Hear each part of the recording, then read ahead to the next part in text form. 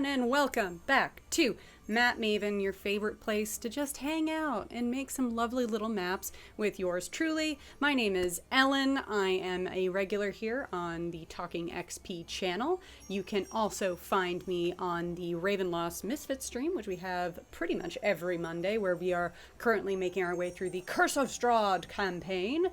On that I play Beatrice. Here I just play a little mappy lady who likes making maps and likes sharing them with you. So that's what we're going to be doing here. We are also sponsored by Roll20, which you can see up over in the corner way over there on that side of the screen. You can get information by, I believe, typing !roll or !roll20 into the chat to get information on that. We are also sponsored by Syrinscape, the lovely audio service that lets you integrate sounds and create really in-depth audio environments for you to use in your games. We are currently using it right now to create a sense of ambiance. And you know what? Let's take that as an excuse to maybe step away from this busy dockside we're on and make our way inside the Map Maven shop. Let's go inside. Let's just, let me move aside some of these papers and such that are cluttering and hanging about all these drying maps. So Syrinscape is an absolutely wonderful program. You can get information on that by typing in !music into the chat. And while we're on the topic of sponsorships, this is not a sponsor, but they are going to be used on our program today. We're going to be using a brush set by Star Raven on DeviantArt. And it is a free brush set, but they asked that we, kindly tag them. So I'm going to go ahead and post that link in the chat. That is their DeviantArt. You can go there and search through their backlog of stuff. They have several other cartography sets on there as well. I'm just using one of them because today we're going to be continuing our adventures in Photoshop. Yes, hello. Hi, everybody. So today's adventures in Photoshop, we are going to be kind of continuing some of the work we started last week. And also, you know what, we're going to take it real easy and we're going to make some nice little islands. I'm going to show you how to make some of these larger continent scale maps in Photoshop. And as I talked about last time, I am not a professional illustrator in any way. I've never been professionally trained in Photoshop, at least not that I remember. I might have been in some sort of, I don't think I was ever in any sort of formal illustration class. But that being said, a couple handy dandy brush tools, a couple quick, maybe long periods of watching YouTube tutorials, and I've got enough of a Photoshop sea legs to be able to build a pretty advanced looking map, if I do say so myself. So even if you don't have any professional training, don't be afraid. You can figure stuff out on your own by making and taking shapes that just need to be modified and played with and get a little creativity. So I'm going to show you a little bit of how I'm doing that today. Again, this is not a formal tutorial. I'm not trained. I'm probably going to do things a little bit backwards sometimes, or maybe run into problems. That's okay. The point of Map Maven is just to come here and have a nice time making some maps and enjoying our time together. So if you call out in the chat, I am watching chat, so hello anyone who is here. And if you're joining us in the VOD after, hey, welcome to you too. I hope you're having a nice time wherever you're at in the future. So let me just take a little sip of water and we'll maybe jump in here today.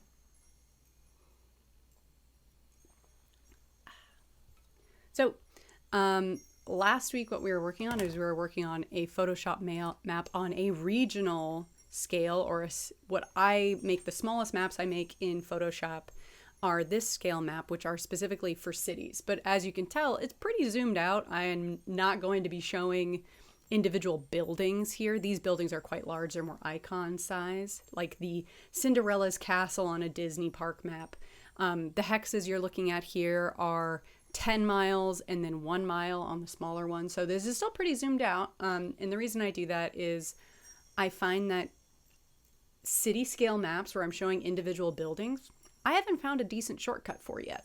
And I do make my maps myself, and one thing that I think every DM knows is that when you are planning and building worlds, it is a game against the clock. It's about how much time do you want to spend doing these things. And I don't enjoy making city scale maps where I can see each individual building. I get too in my head about where I'm going to put each thing. So this is as small as I go. And I find it very useful because instead of worrying about the individual placement of each building, I can create just regions within the city or area and say, oh, well, that's in the red district, or that's in the purple district, or that's in the academic district.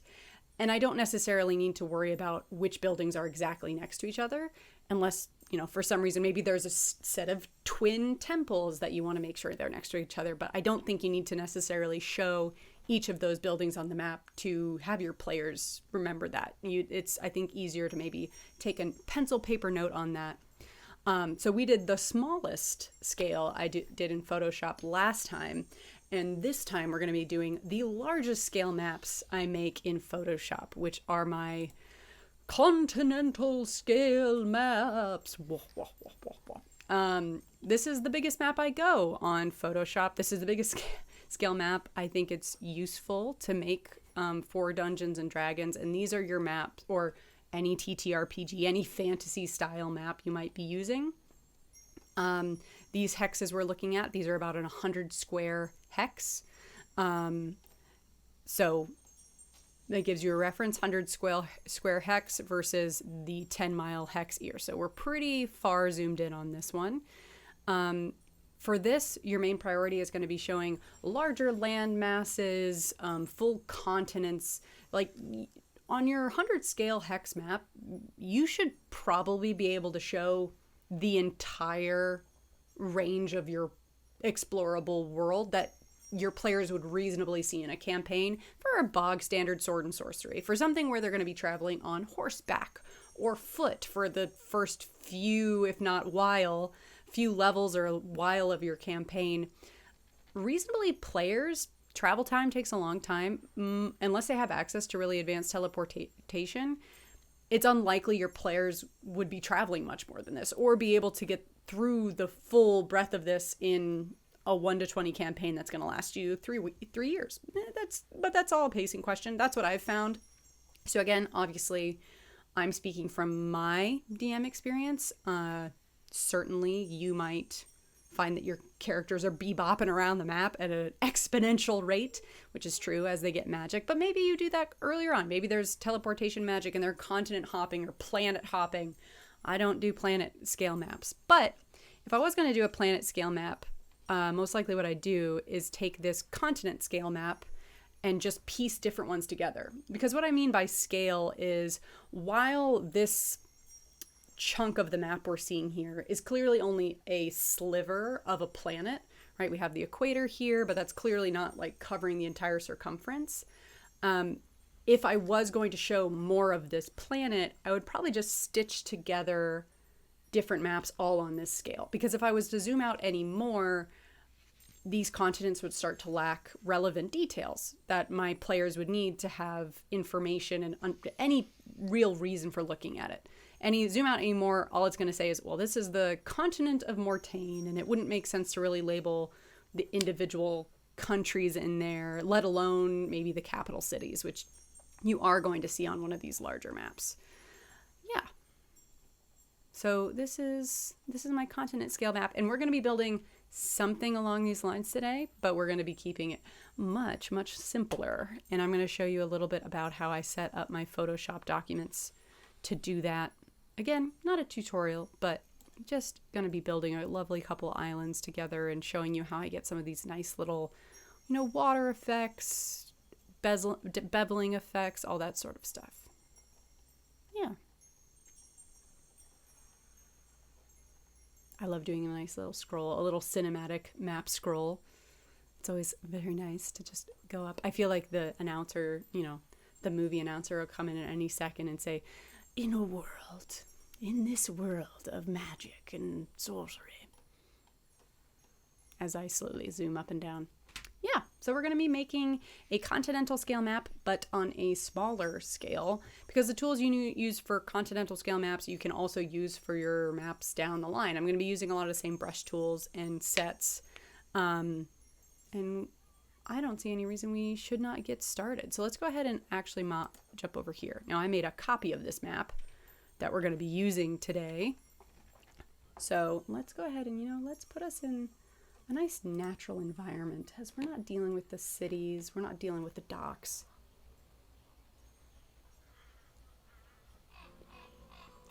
Let's just do some world building.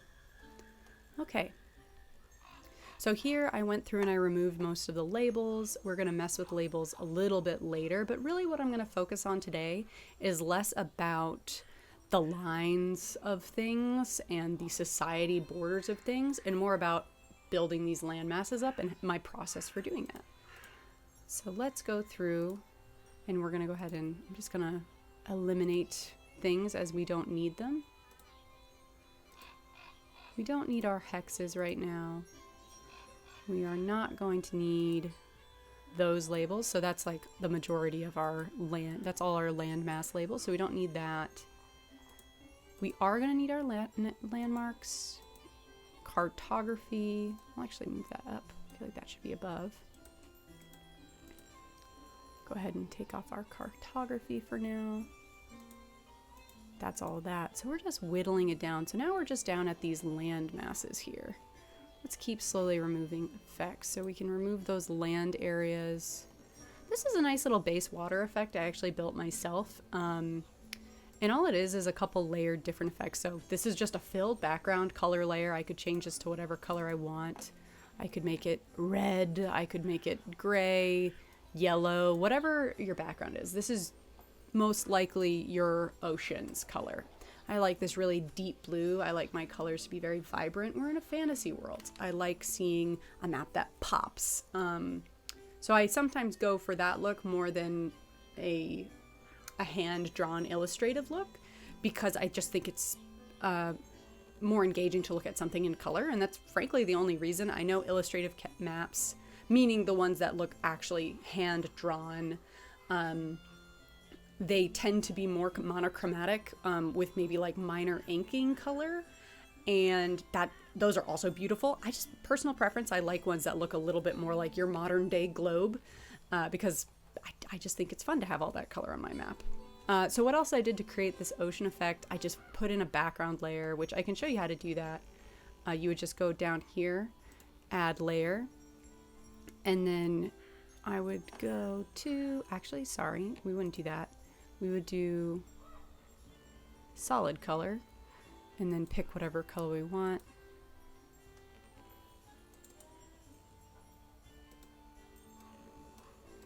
That's it. That's how you build one of those. Pretty easy. So you're just going to hit, I'll do that again. You just go down to this little half circle here, hit solid color. It's going to bring this up, and then you can adjust it to whatever color you want. And that's how you can go in and adjust it again. So if I double click right there, it'll pop that window up and I can continue adjusting the color until I am happy with it, which is a great way to do that, because then you don't have to worry about, oh, I picked the slightly wrong color and now I need to change it. Hello and thank you whoever just donated something. I'm not sure what you donated, but I appreciate the generosity. So yeah, this is our color fill layer. We can actually let the #1 recommendation of Photoshop, the golden rule of Photoshop, organize your layers and name them. So let's just call this base ocean. So we have that labeled. And then we're going to rename this ocean gradient.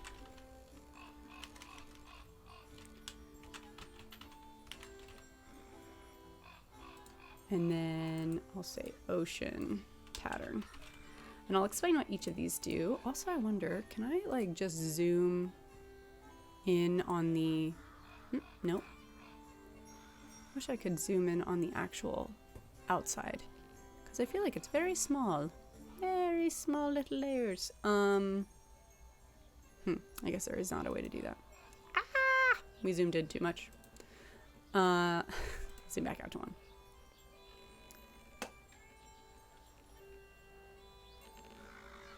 There we go. Zoom back out. Okay, so then we have this ocean gradient, which is going to create this nice effect, which I did this to kind of indicate, ooh, the colder waters to the south, because this particular continent I was making, it had, it was closer to the South Pole. It was on the southern hemisphere of the planet, so the cold water was to the south as opposed to the north, as it is here in the northern hemisphere. And this is also simple to do. You don't have to do this. You could get away without having it if you're just putting something in the middle of an ocean. But I like it. It creates a little bit of dynamic movement to the back of the map. So basically the way you do this is you would go back down to your half colored circle here, and then you would put in a gradient map. There we are. And then we're going to, we're going to do adjustments. 1 second, actually. Let me just go back to what I was doing here. Delete layer. Delete. Yes. Okay, so let's just look at this one. So this is a gradient fill, and the way it works is you select whatever colors you want it to be in the background, and then can adjust the angle at which it is flowing across your map. So for instance, as we move this to over here, it's coming from left to right, top to bottom, and around. So let's put that back to 90 so it doesn't drive me absolutely nuts. Well, actually, you know what? Let's see. So let's do gradient fill. There we are. So we just created a new one. So that was gradient ... and then it's going to pop up a gradient fill. You can change the scale of it. Let's make this guy, our older one, invisible. So it's not there. Gradient. Okay, so that's that. I think that is probably pretty strong. I would say that's a pretty strong gradient, so I would say we could probably tone that down. I don't want to mess with that. Style, linear, scale, reverse, align with layer, perceptual, linear. Yeah, so let's try and do, so this is just like different ones. So we can like create all these radiuses out from different points. But most likely you'll want to do linear. That's going to extend from one side of your image to the other. It's aligned with the layer here, so it's just going to match whatever your layer, the full layer looks like. And then let's go ahead and, what happens if we scale it down? Ooh, so that's essentially changing the break of your actual gradient, the part where it is, it's going to make it fall off more or less dramatically. So if we scale this all the way up to 1,000, it's basically covering the whole map. You can see it just condenses down more and more. So it was at 100, which I think 100 looked pretty good. I do think it needs to, does this one have an opacity? Yes, so you'll see this one is at opacity 36. So let's drop this one down. See if we can get it looking just about the same. Yeah, let's put it down to 38. Yeah, so now it's just like a soft gradient moving up from the bottom of the map. Let's see what happens when we switch them out. Yeah, they look pretty similar now. Yeah, so that's what you do to create that ocean gradient. I'm going to go ahead and get rid of this one since we already have two, so we don't need them. You could also, no. How do we change the color on this? So if we wanted to change the color on this, essentially double click it. It's going to pull up this second window, and then you can change the color. So if I wanted this to be a red or purple, right, like this, I change the fill of that to pink.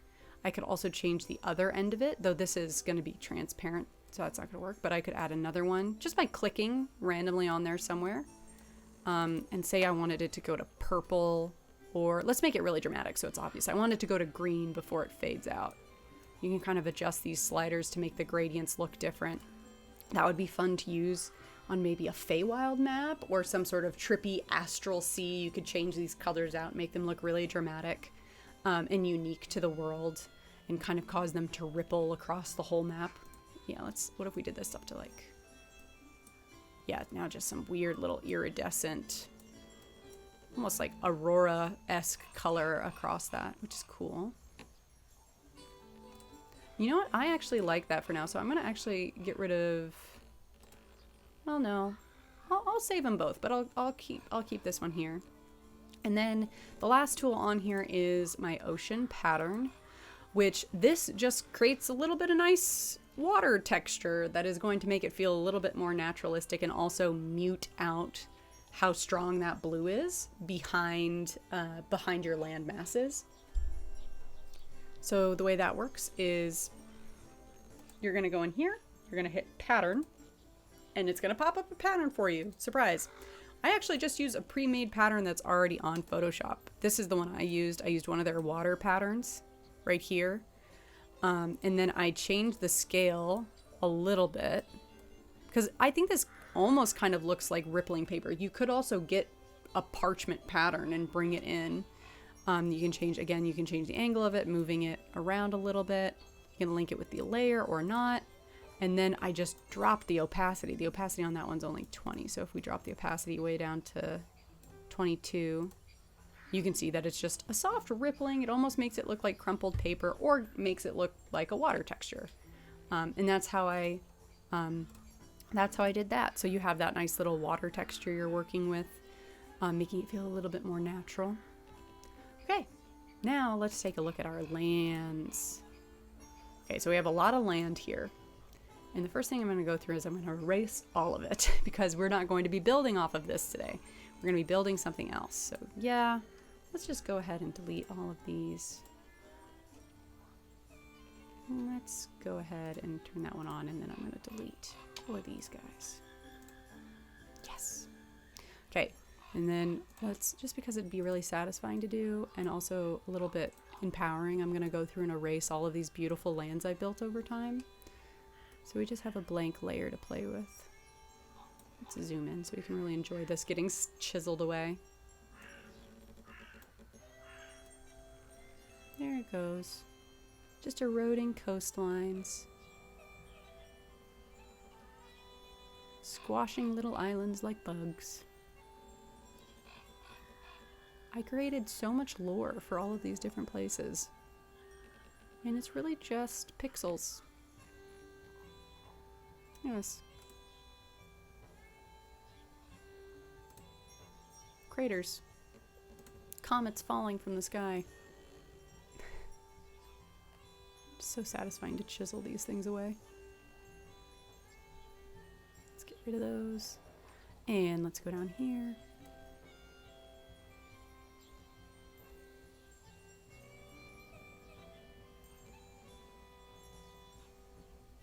You know what I do want to do before I get rid of this all the way? I'm going to take this and I want to color select it. So I remember that color.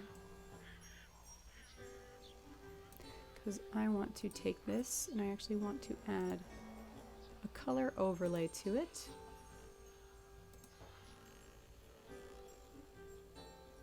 Uh-oh.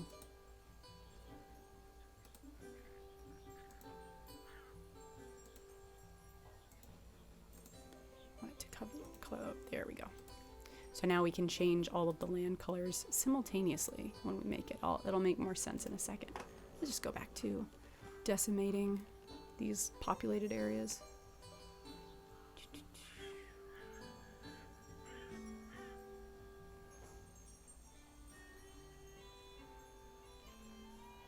There we go. Goodbye. Now we have a nice clean ocean to work with. So I'm going to actually rename this land so I know what it is. And then we're going to come in here and we can just start making land masses here. Let's just play around with a second. Look at that. It's already got all of its effects on it, you'll notice. So let me go ahead and show you how I did those effects. So you'll see here, this already has a bunch of effects on there, which I can add right now. It just looks like, okay, I know. Just little bland, flat shapes. That doesn't look like much of anything but a scribble. But by adding on effects, by going to, you just go to the group it's in. The reason it's in a group and not in separate things is when you're building a larger continent or a larger continent scale map, there might be several large land masses and it might be useful for you to keep them separate. So for instance, if you were putting, North America and South America on a map. Let's say for some reason you're building that map. You might want to have a separate like layer where you paint on, you know, little North America. That doesn't look like North America. And then you might want to have a separate layer where you put on South America, because then you can move them independently of each other. Whereas right now, all of this is on the same layer, so you can't isolate it. And when you have a bunch of different layers and you all want them to have the same effects on them, the way you do that is creating separate layers within the same group. So like this folder here has all of those effects on it. So even though neither of these have any effects on them themselves, no matter which layer I draw on, they both get the effects. So it's really useful if you're making something that complicated.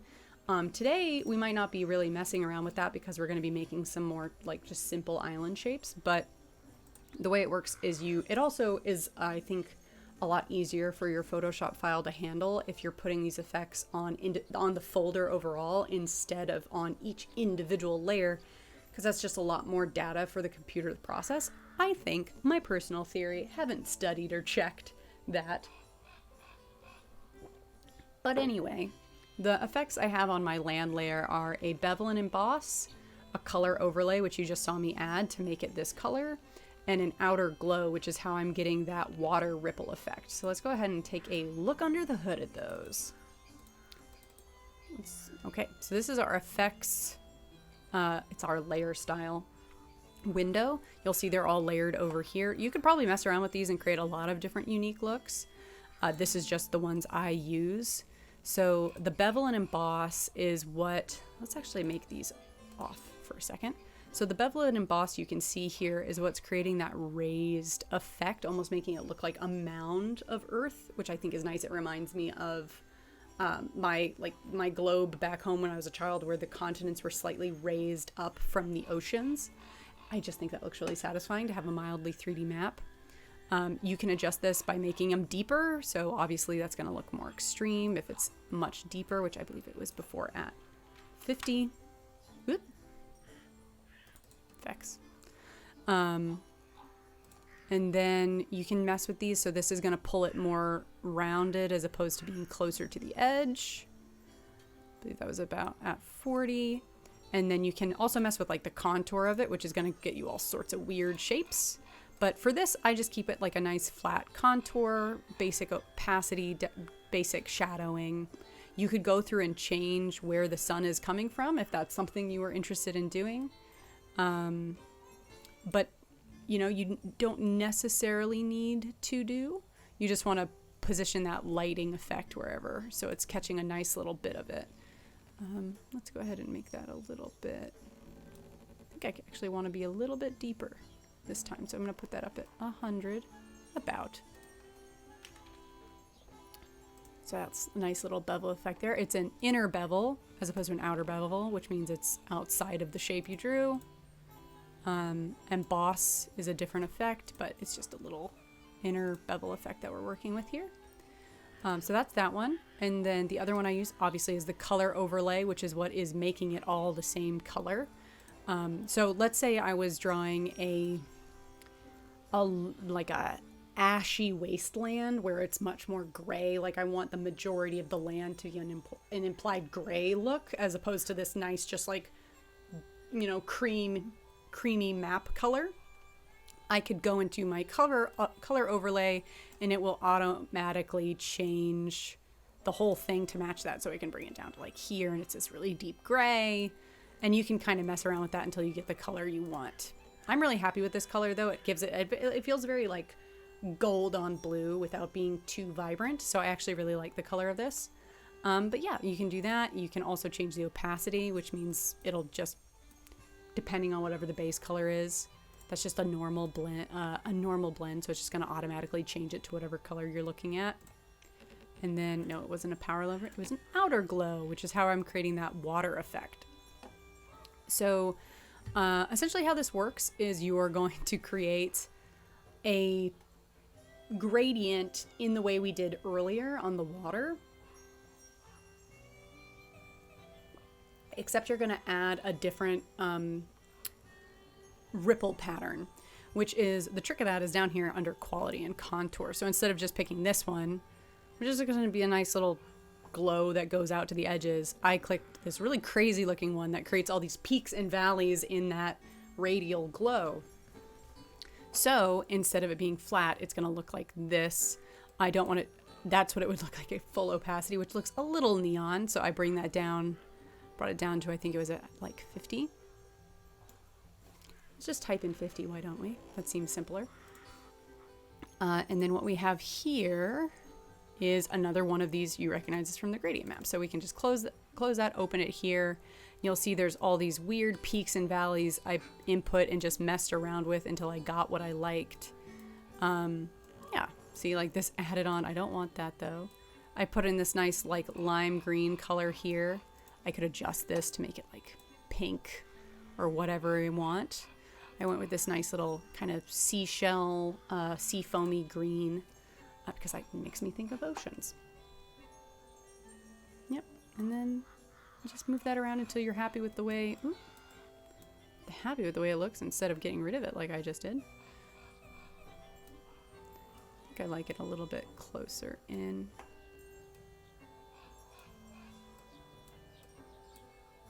Did get a little bit weird. So actually let's cancel that because I don't know what I just did there. So let's just leave it as it was. I don't want to mess up my nice work here. I make it quite big. You could also shrink it down so it's not so extremely around your coast, but I like it pretty wide. It blends out really nicely. And then the range is going to tell you how far from it emanates. Yeah, so those are the 3 tools. They're going to show up on anything that you put in that land folder. Let's just build a nice little shape here. You know, I'm also going to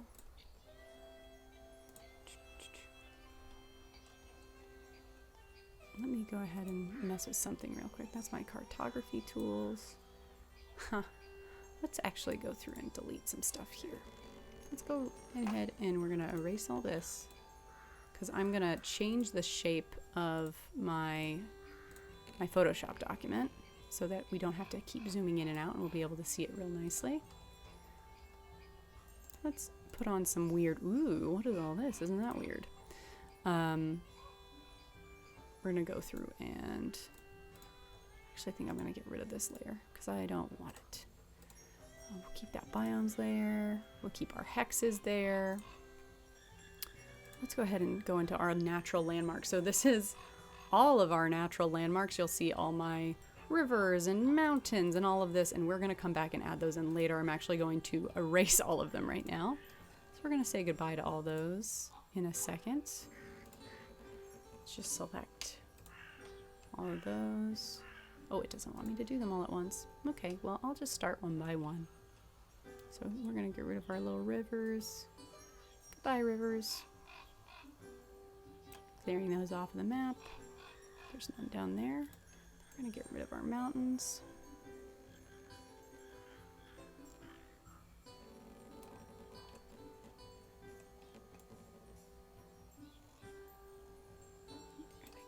Goodbye. I think that's the last one.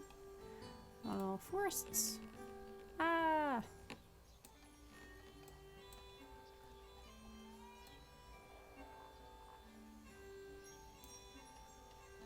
That's all of our forests. Okay. This is a little icon that we're going to hold on to, but I don't think we're going to use it. Our pattern. Right here, I just want to move it kind of center so we don't lose it when I crop the map down because I don't know which direction the map is going to crop. Like that. Let's go ahead and erase our cartography as well. So this is just all of our borders and equators and such. And we can add these back in later. Okay. There we go. Goodbye, equator.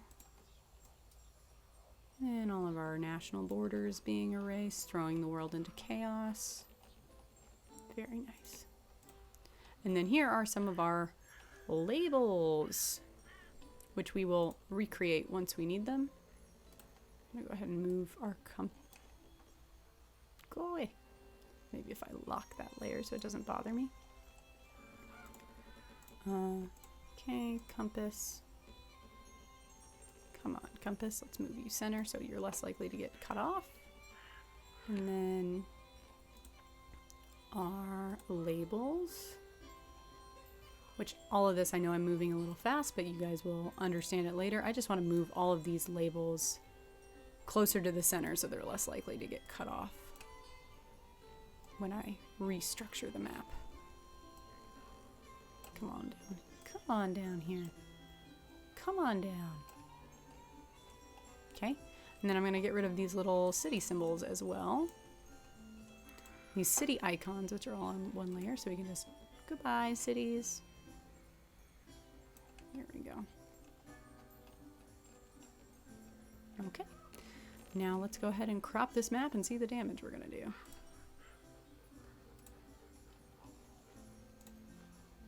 Image, canvas size. Okay, so I don't want it to be so big. I want it to be much smaller. I don't want it to be as tall. I honestly might take this to like, let's take this to 7,000, and I'll take this also to, 4,000. Okay. Proceed. It's gonna take a second, because it doesn't like it when we do this.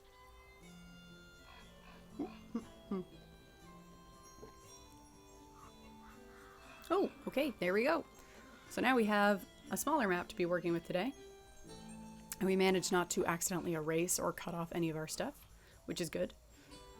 Yeah, so let's just do that. I'm gonna go ahead and turn off our labels for a minute here. Great, so this is gonna be our playing space for today. Let's go ahead and look down at our ocean patterns. Didn't like when we did that, but it's still there. Our gradient patterns. Yep, okay, it's all still there. I like this one because it's like a different pink, so it looks a little funky. And then we're going to take our land and we want to start drawing some actual stuff. Now,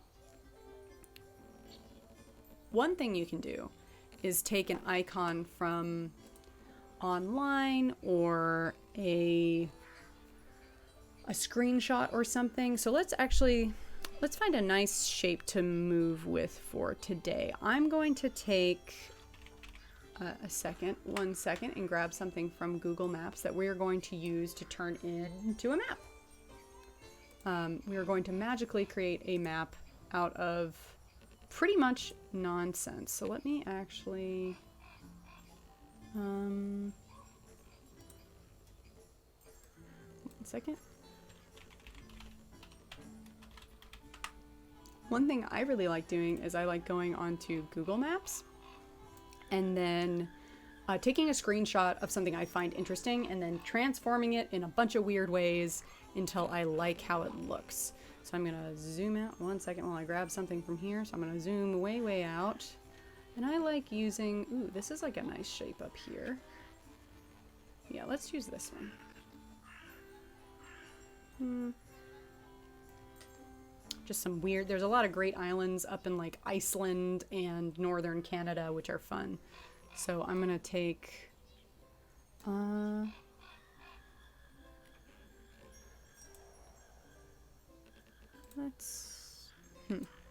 second.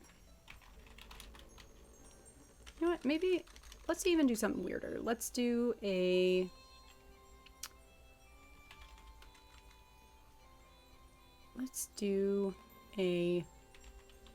rock or something natural like a rock PNG. Let's see what happens when I pick rock PNG. Okay, so we got some nice PNGs to work with here. Creating some weird funky shapes. Let's go ahead and take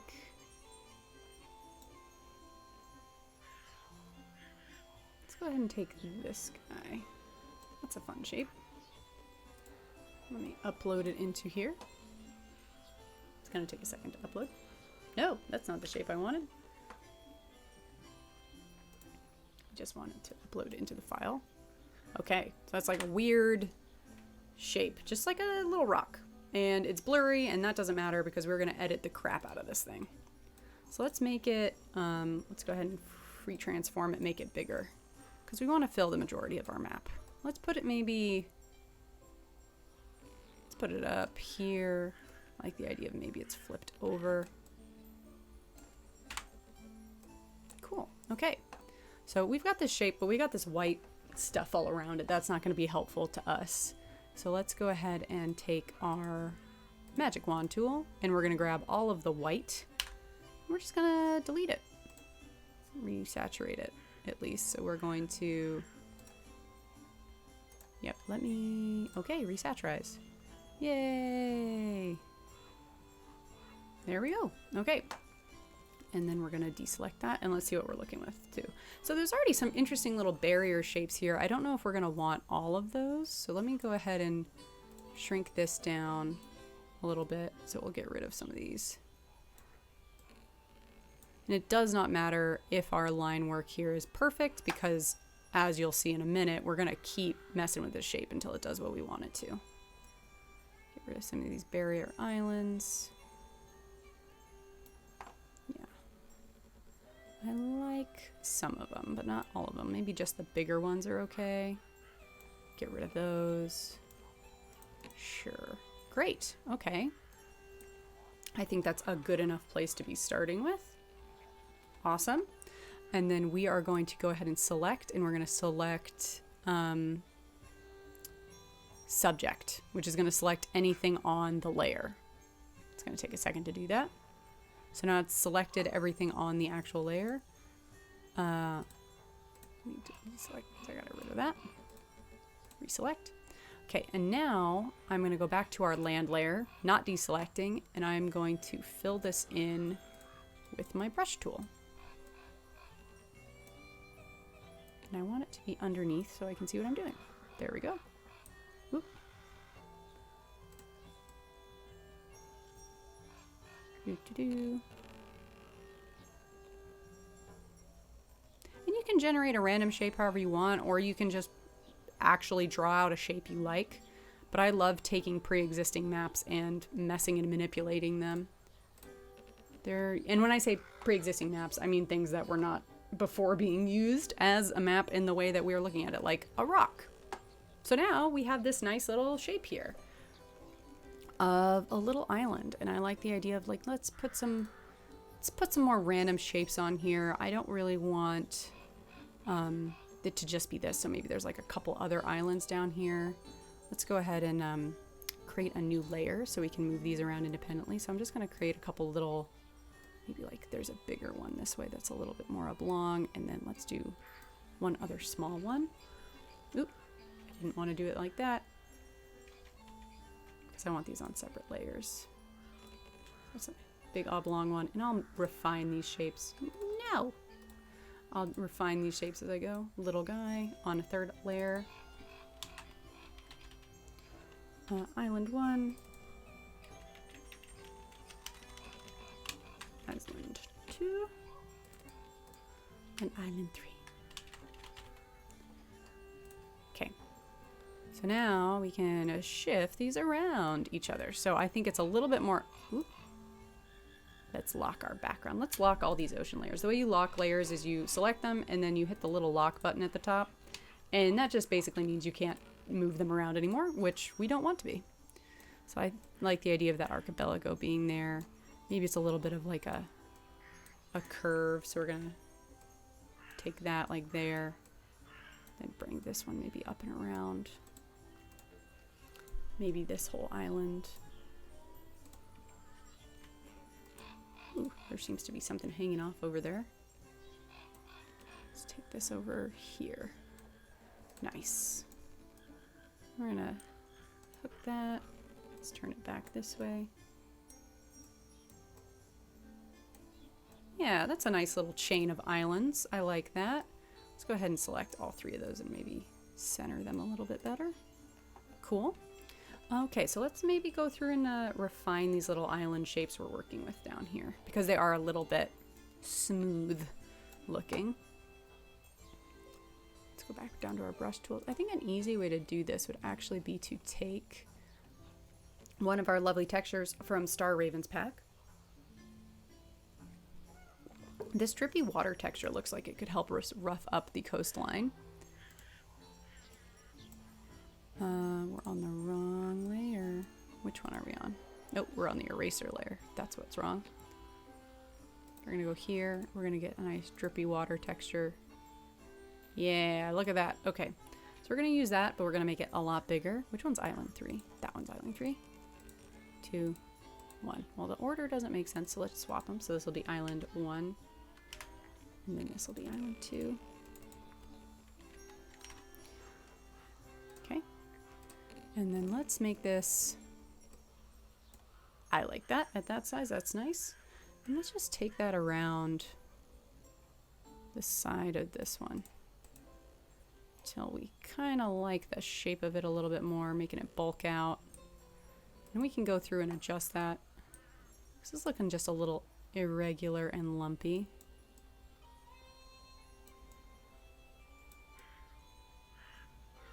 Yeah, just roughing up those coastlines. I think we'll actually shrink that one down a little bit. But that already looks a little bit more natural. Let's try that brush as an eraser as well. So let's take it, excuse me, take it up to there, and we'll also use it. Oh, they were not drawn on the right layer. Uh-oh, which one did we add it to? We added it all to layer 2. Let's go ahead and erase it from around the other ones because we want them all to combine together. So let's go on Island 2, get that drippy brush. So it's actually building up on the right layer like that.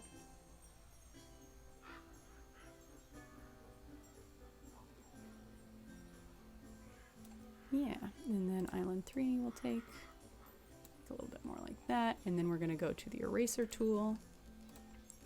Let's shrink them. And let's go through and erase a little bit on. Ooh, that's a fun shape. I like that.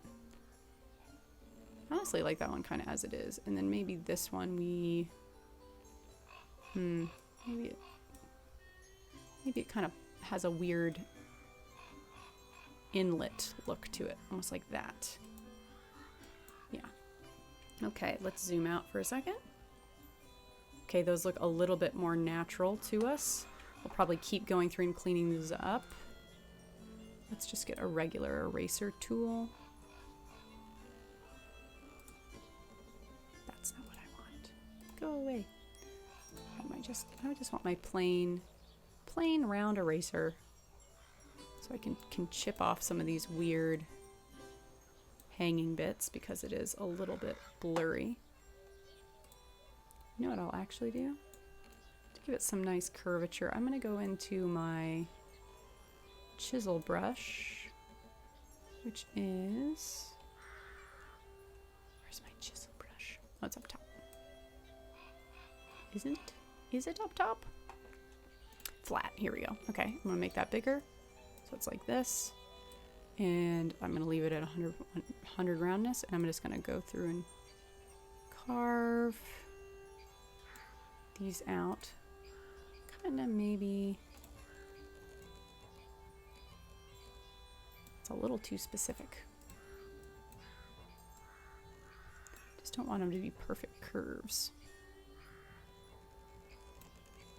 I also don't like it looking so blurry, so we're gonna go in, let's make that a little bit smaller. And a little bit smaller.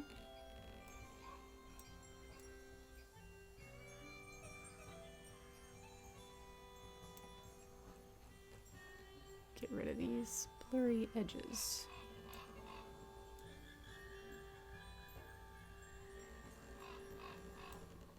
We want to leave some of that weirdness in there. Not too much of it, because then it's going to start looking like a weird digital thing as opposed to a natural land formation. It's carving out a little bit of our coastline, following those natural shapes that our brush already made for us. That looks great. Let's come around the other side of the island.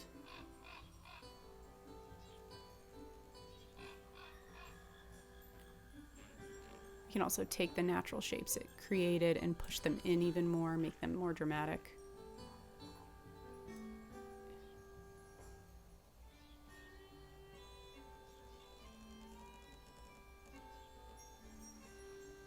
Nice. Move my cup. So my little... Look at all these coves. Indeed. Thank you. All my little coves are, you know, places to hide stuff. Thanks for joining us on there, Big Time Macca. Look at us. We're just carving out a little island. Do you think there's like a lot of pirate coves around? Like a cove for every pirate is my motto, really. Let's shrink that down. Hello. Let's get rid of that little blurry bit there. Just chipping away at it. That one's a little blurry too. Hello. There we go. Yes, a million pirates. I feel like maybe that's the concept, is like this is a little pirate archipelago. Who doesn't love a pirate archipelago? Let's give this guy the same treatment. Just a little bit of patience, and you know, every island, you know, will come to you in its time, just revealing its little character. I also like archipelagos because they're a great excuse to put volcanoes in your world, and I feel like volcanoes are very exciting. They're objectively the most exciting topographical, geological thing. I mean, they're a mountain that explodes. I mean, that's it. Really, everything else doesn't even come close to that. I mean, you got like mountains that explode. What's next? Geysers? I guess geysers are pretty cool, but they're just like exploding mountains with water. But archipelagos are literally made out of exploding mountains that ascend from the bottom of the ocean. I mean, it doesn't get... I don't think you can make an argument for like a cooler geological phenomena. Geologists in the comments, get at me with your personal favorites.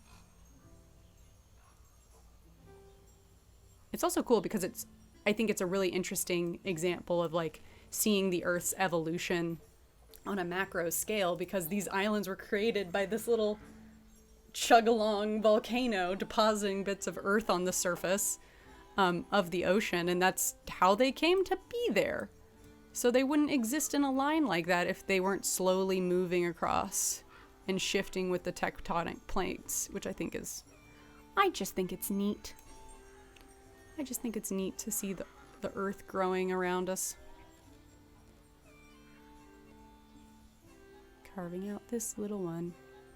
This is a little island. I don't know why. I also, whenever I see islands, I am immediately like, well, that one's the little brother, and the other two are the big brothers. Or like the little sibling, because it's the smallest. There we go. Nice little peninsula on there. Carving off. There we go. Okay, let's zoom back out. Yeah, plate tectonics do go dumb crazy. I agree. Yeah, look at that. Those look like freaking islands. I kind of think we could complicate up the border of this maybe on this side. Just because these ones have such like interesting little rivulets all over the place. So let's go back and do our little trick we just did. We're going to take our drippy water brush, courtesy of Star Raven. We're going to make him bigger. Even a little bit bigger than that. We don't need that. And then we're going to go through and add some nuance to that coastline. Maybe a little bit up here too. And back down this way. I think that might be all I do there. Maybe a little bit here as well. Oh, I like the idea of that kind of... no, I don't. I disagree with my immediate thoughts. Just bring those out a little bit. And right there as well. And let's also use that. Maybe we... Yeah, just a couple little islands off the coast here. Some smaller... Oh, yeah, that's nice. We'll get rid of some of those as we go. But then we can come through here and carve up our coasts again. Don't forget your handy dandy eraser brush. And let's stay a little zoomed out so we don't get too in the weeds here. There we go.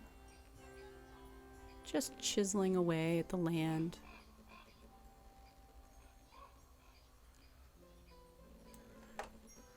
That looks nice.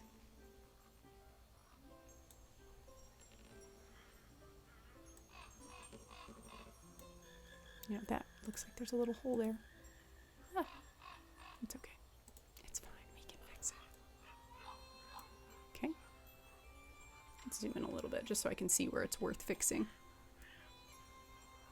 Blurry borders. Now, again, there's a million different ways you could go through and do that. And also you don't need to do all this. I just like a crispy edge.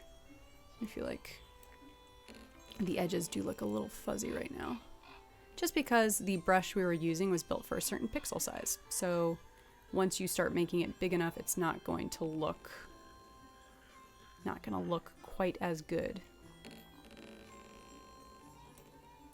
Let's get rid of these guys. They're a little close for comfort. Let's leave that one it is, but I do want to just sharpen it.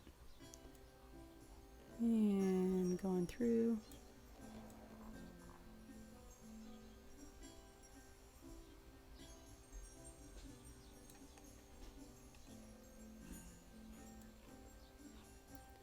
Erasing and erasing.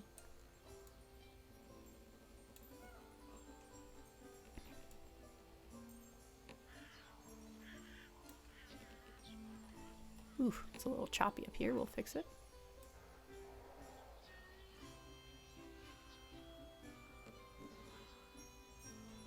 Swoop around there.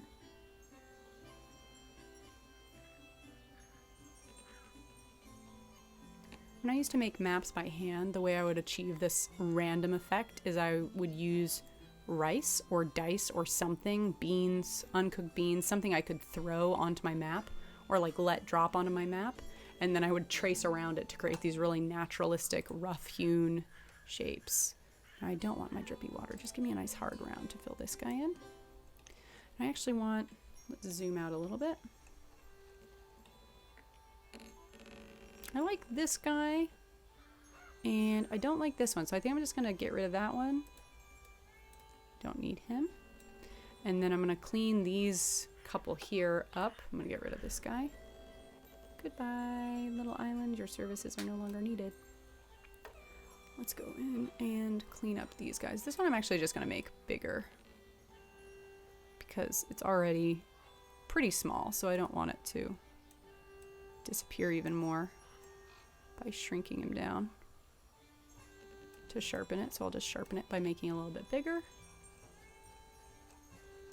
And I think I'll do the same over here. I'll just make him larger to cover up the blurry bits. There we go. Carving in our little islands. Now these are all each probably going to be pretty big once we look at the scale of this thing, which we'll choose in a second. Then there is one more up here. And again, I'm just going to fill him in. I do like the idea of it being kind of like a bow tie shape, so I am going to keep those together.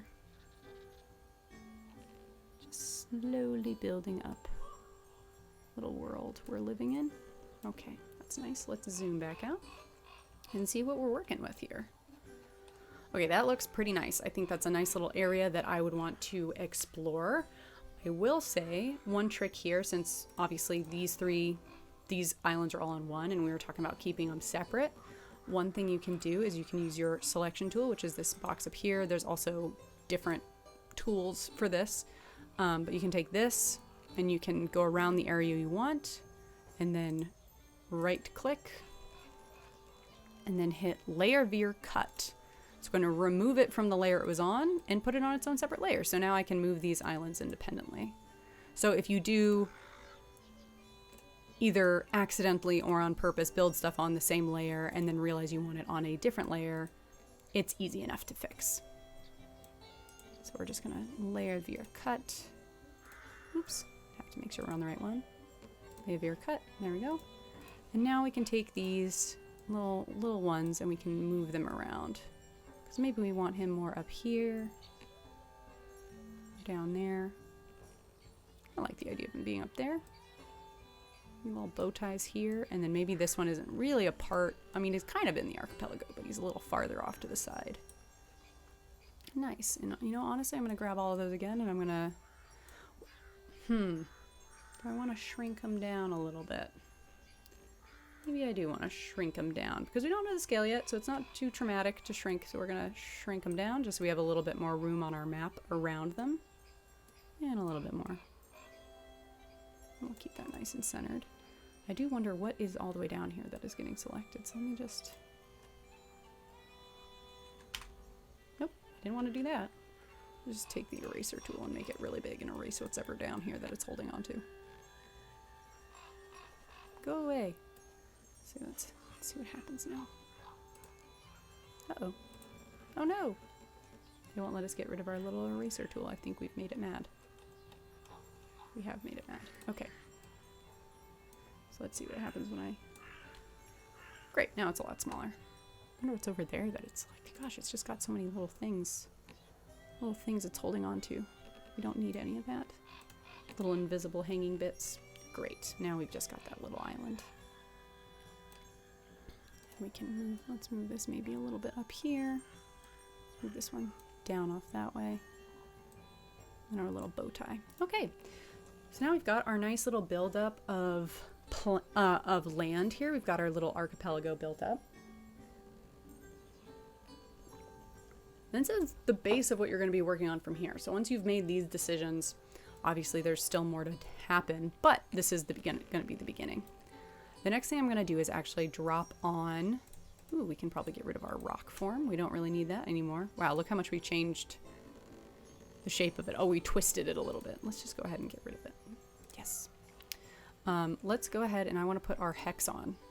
I want to put our hexes on. I'm going to take off the 10-mile hex for now because it's a little small. And what we need is to decide is what size are these hexes.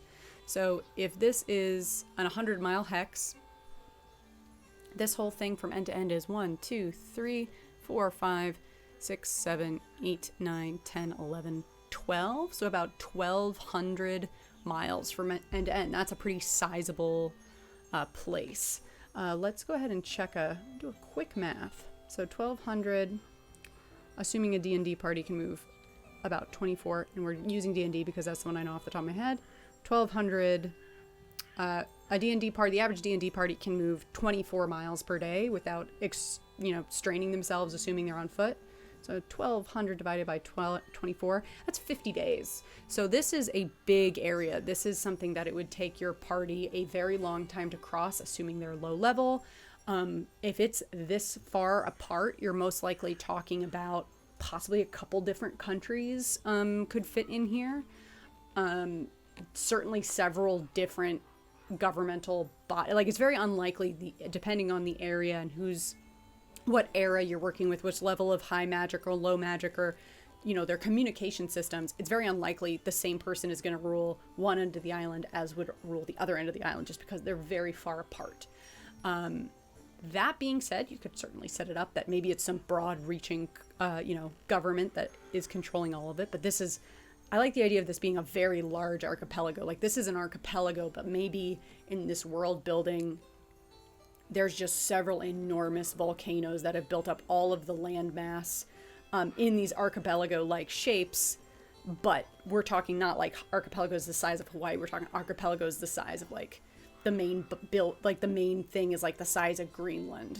Huge islands that were nevertheless built through the same tectonic thing. So let's go with that. So it's actually quite big. We're going to stick with these being at 100 miles. And then those teeny tiny ones, that's a 10-mile hex right there. Which we don't need to see that necessarily. I'm going to lock this. The reason I wanted to take a look at this first and decide is I wanted to take a look at our biomes, because I like to build up natural formations first, because I think when I'm building a world organically like this, the way I look at it is it takes it from what came first. Society came after natural formations. Natural formations informed the way societies were built, right? We had oceans and mountains and rivers and natural formations that created borders between places. So I like building up those potential natural borders first that we then are going to build our societies around. So what we're going to do is we're actually going to go through and do our biome work. So here we are in our biome work, which this is obviously from the other map. So I'm actually going to go through and erase all of that. Goodbye, biomes. So what that means is we're going to take this and we're going to take it, it's at a low opacity. We're just going to take a paintbrush at a low, you know, just like a soft round brush at a decent size, probably around there.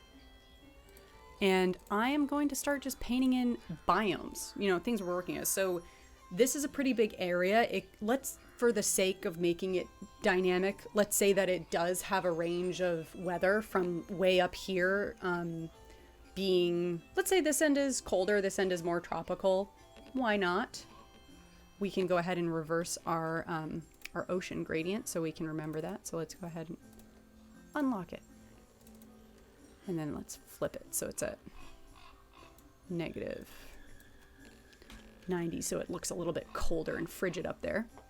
So we're going to have this end be like the more Arctic tundras up there, and then on the other side we're going to say it does actually get down to some like tropical weather, which might not totally make sense, but we're going to do it. We're making a fun little map. We're not trying to stress ourselves out today. We're just building a pretty little place. Some cool areas. Let's go ahead. Where's our little biomes? Hello, biomes. And we are going to start building in here. So the way this is going to work, this is the most painterly I get, I feel like, when I'm making my D&D maps. I'm going to go in here and I'm going to start selecting colors to represent different biomes.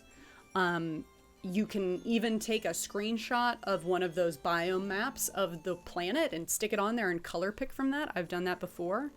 But what we're going to do is I'm just going to color pick some stuff. So let's say like this sort of purplish gray blue, that's going to be our tundra. So we're talking about ice, Arctic wastes up here. One thing I want to do first, so we're not coloring outside of the lines, we're going to take these, select them all, and then where are we? I want to select the subject, but it doesn't want to let me do it. What happens if I select all? That's not right. Okay. I'm gonna go like this, deselect, and then I'm going to use my selection tool here. And I'm just gonna go through. Oh, goodness me, that's not helpful. Oh, I see, that's why that did that. Edit in quick mask mode. Not what I wanted. See, as I said, it takes a little bit of, I know what I'm trying to do, but it doesn't want me to do it. So let me get rid of that. We're gonna go through and we're gonna select all of these.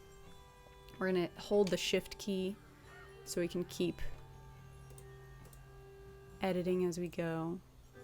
So I want this guy, and I want that island, this island, those two islands.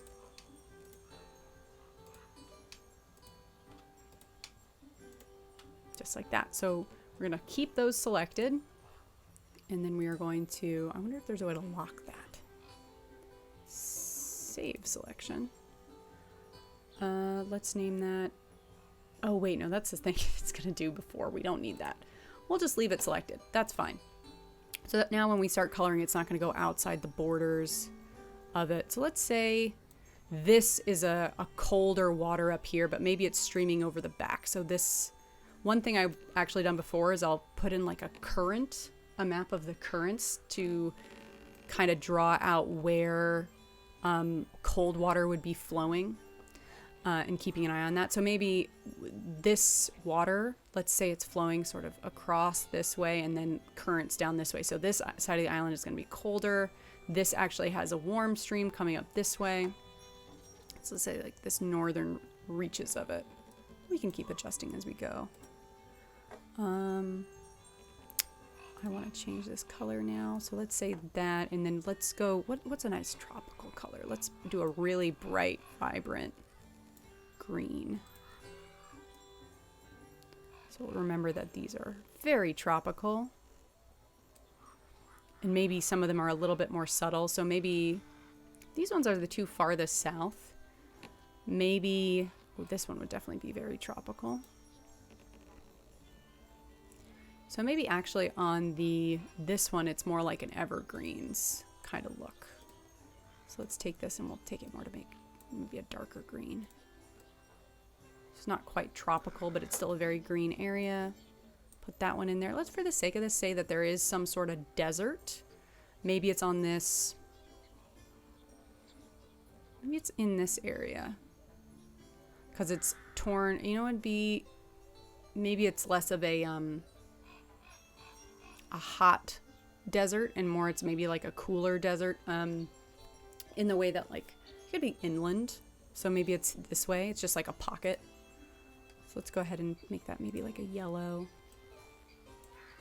brown. And again, the thing with this is we can keep messing with it. I like the idea of there being more evergreen stuff, so let's also, I'll grab this one again, that darker green. Maybe this side of it is that evergreen area. You know what it could be also? This could be around the volcano, because we said this is maybe formed by an enormous single volcano. So maybe there's like a large volcano right in the center and that's drying the earth around it. So that's why there's a desert directly next to it. But there's some nutrient-rich land in the immediate vicinity. So maybe it's surrounded this way. And then it comes down to more of like, maybe we get some nice grasslands too. So let's take that to like maybe a paler green here. Maybe more grassland in that area.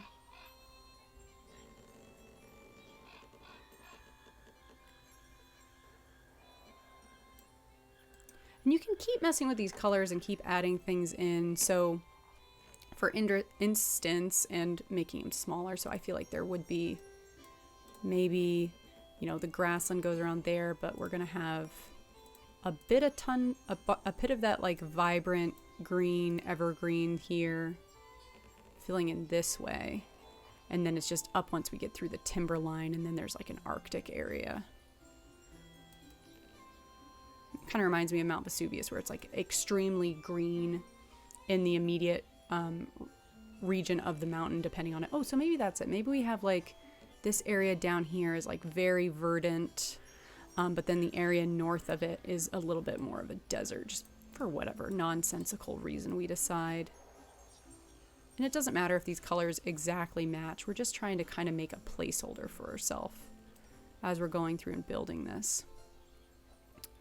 We could also put in swamps. I don't know if I want all that though. Like the idea of maybe this is tundra line, which makes me think there's maybe some sort of mountain range. So there'd probably be mountains extending this way. So there'd also be, you know, this, the upper tips of it would maybe be like a tundra line here.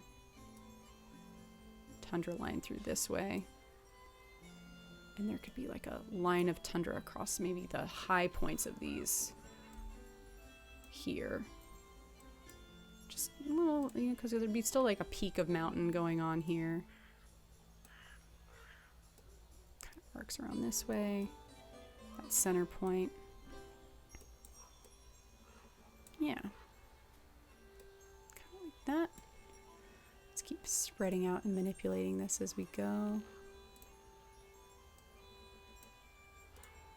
So we've got this tundra line. This is like the central thing. So maybe we'll say like this is our desert region. And we're just going to keep messing with and manipulating this until we get it how we like it. So for whatever reason, this area became a dead zone outside of the mountain. So like we'll fill this in with desert. We'll keep subtly adding stuff back in. Just want the colors. Let's take it. We've got maybe our hardier evergreen forest up here. Small, too small. So maybe that is going to go down right along the edge of our mountain and on this side.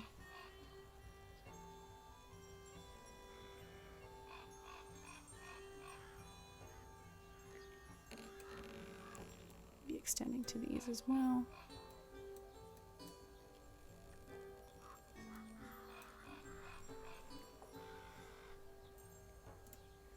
Let's just add back in some of that grassland.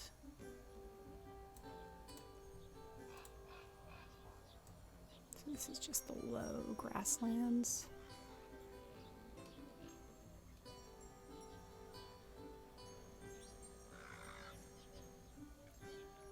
But even that's going to cut off at a certain point because we're getting too far north. So we'll go back to our previous color. And that's going to fill in up here. Ooh, that's not what I wanted. We'll just get it close enough. This is really, what this is a tool for us when we're building our map in a second, and you'll see what I mean. So we've built this kind of odd looking color gradient that we're working with. And then once we start adding on our map elements like mountains, we can follow these lines as we're building that up.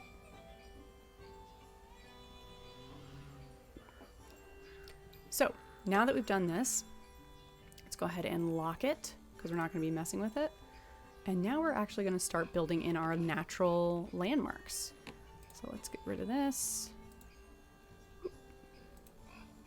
Natural landmarks, cartography, don't need that. Labels, don't need that. This is one we want. And let's do the first thing. I always like building in my mountains first because I think your mountains are going to define the shape of everything else more than the other way around. So the shaping of the mountains, as we know, there's like a huge volcano in this island that's created the main shape of it. So let's go ahead and get our nice brush tool for this, courtesy of Star Raven. So we're going to go down here. Hills, mountains. And I want a really big one. I want something really sharp and striking for the main volcano. I like this one. You can see it up here in the top right. So let's say we've got this one that's like the, the main volcano of the island. Not quite so big.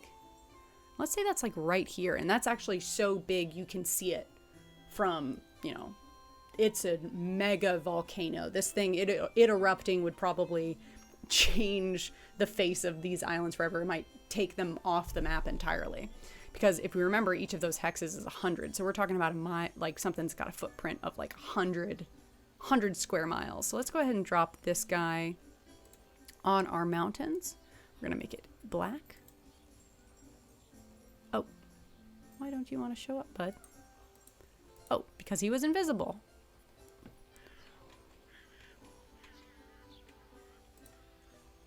And let's go ahead and erase those and add them back on. Let's grab our mountain again, pen tool, and we're going to drop him right. I like the idea of being like right here. Cool.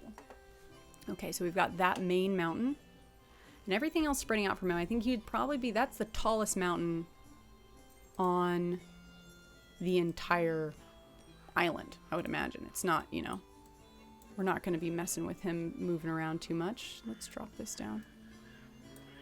So let's grab some of our other mountains. Let's keep it to the bigger groupings of them, but we're going to change the size. So let's see what works. That's pretty nice, at least for our taller sets of mountains, because it's still distinctly the biggest. Let's drop it down to a nice round 300.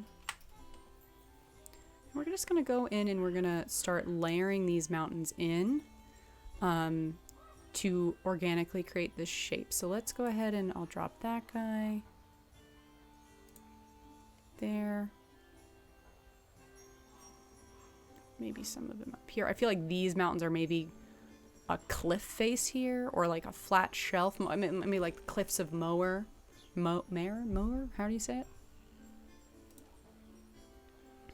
I'll drop some of these here. And let's go grab a different one just to keep different shapes, and we'll also put this one up to 300. Just to make sure they're all looking a little bit different.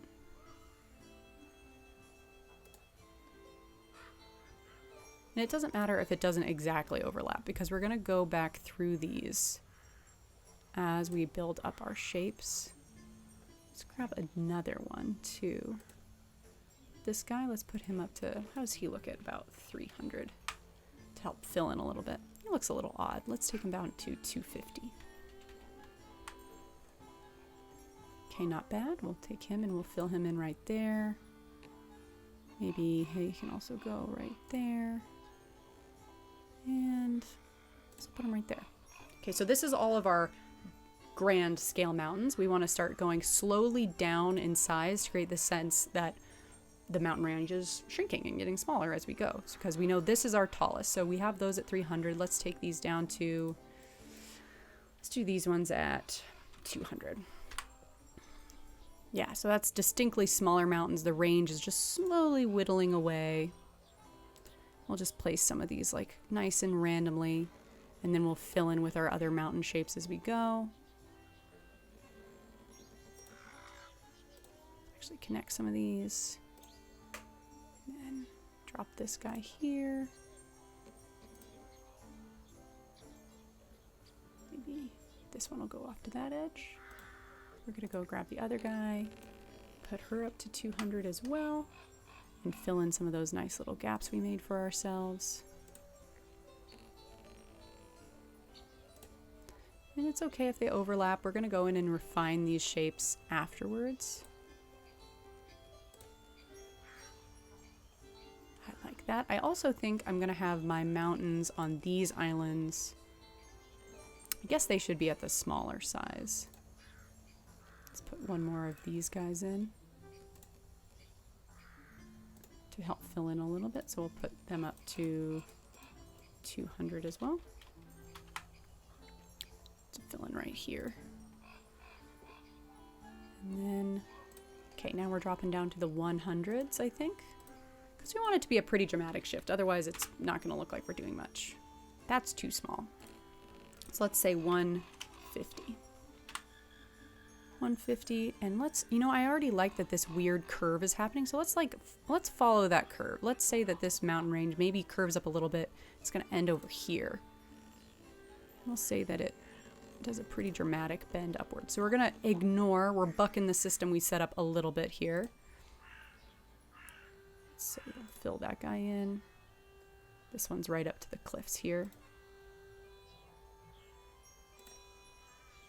We're going to fill this in because we said, you know, I like the idea of this maybe being flat but elevated. So we'll just fill in down here for these other ones. And then we're going to go ahead and select, oh, well, we can use these now because we know that we want, hello everyone, mountains on mountains on mountains. Hello, Levi. Thank you for joining us. Yeah, right now we're adding in our mountains over our little biome map, creating a sense of natural curvature, you know, to it. So let's go ahead and add these ones in here. I like the idea of maybe there's a mountain on here that's a little bit bigger around this main shape of island. So maybe we'll throw one like significant large island here. Take some of these, continue curving it up and around as if these were once connected, because that's how it would have, you know, not necessarily once connected, but you know, they were built by the same little range. And then let's say this one actually is quite flat, so we're going to wait on that one. Grab this one, put that one up to 150. Ooh, not 15. 1500, that's going to be too big. 150. Okay, and just start filling it in, following the natural shapes that our map is creating for us, because that's going to help it feel more natural. Let's put that one up. So that shape right there. We can also go in and change the angles of these mountains, but I don't really want to mess around with that. That's going to add a lot of time, and it would make a difference. So if you go in here and you change this, you can change the angle your print sits at, which if you're really starting to feel like your map's looking too repetitive, that's a quick trick for fixing it. Just change some of the angles of the assets. But I don't want to mess around with that too much right now because that adds a lot of time of messing around with how things sit next to each other. Let's fill in here.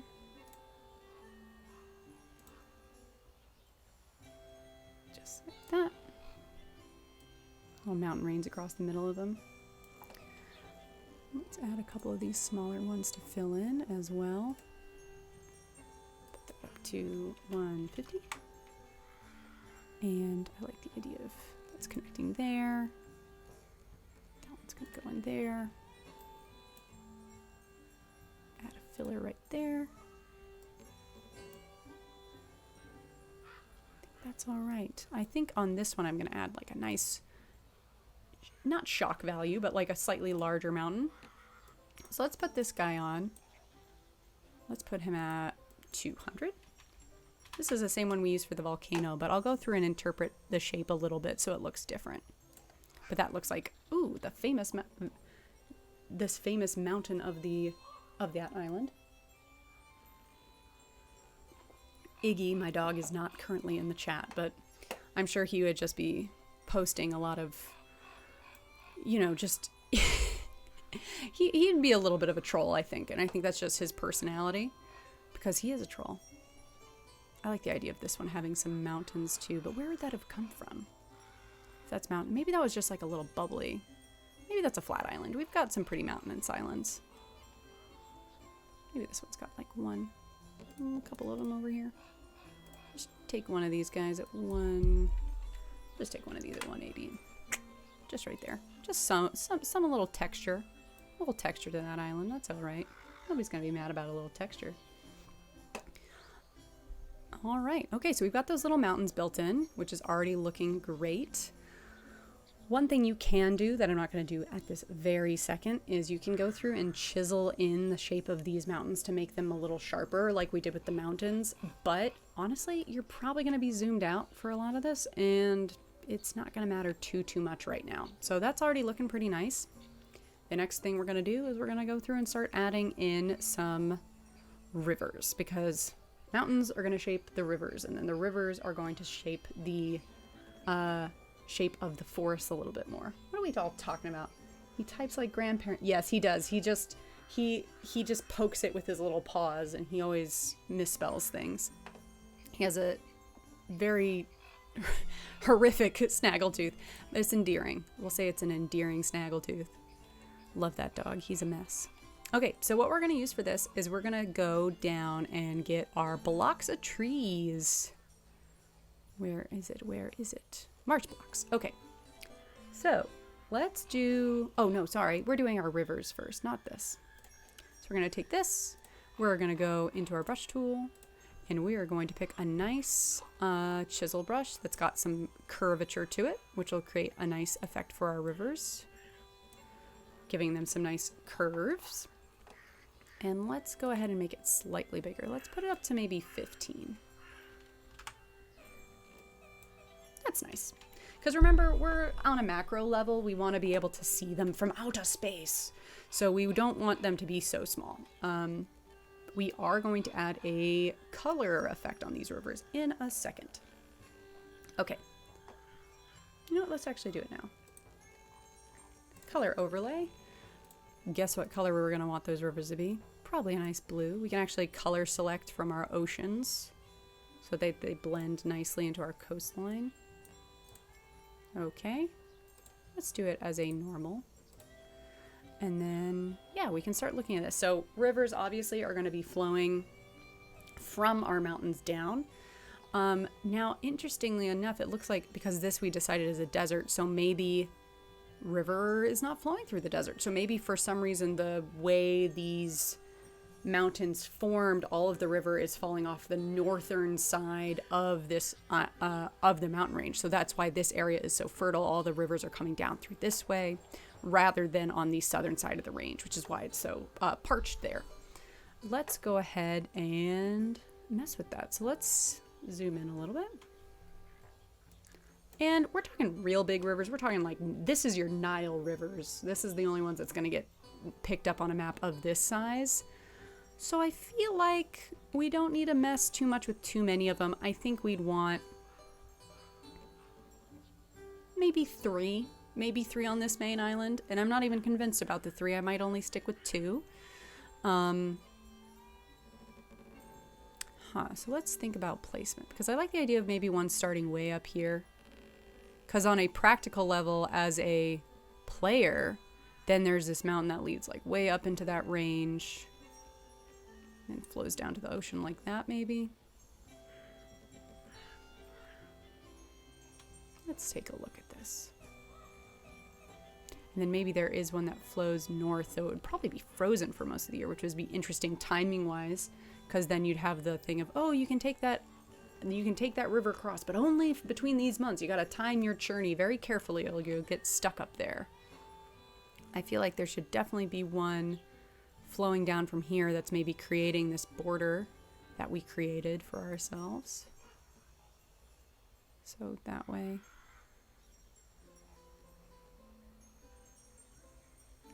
Maybe it comes up that way, and that's why that border's there. Let's rework this one a little bit. Enormous eraser. We don't want it that big.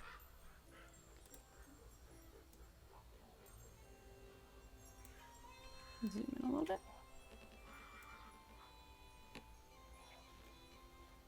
We definitely got to have a big old city right on wherever these rivers meet. That would be a very powerful position geographically, wherever this delta is.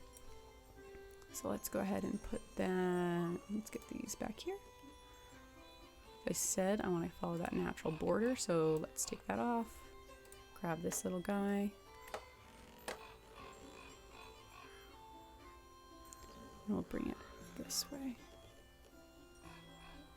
Maybe it gets into the foothills there. Curves off that way. We probably want to make that a little bit bigger. And then maybe this river flows.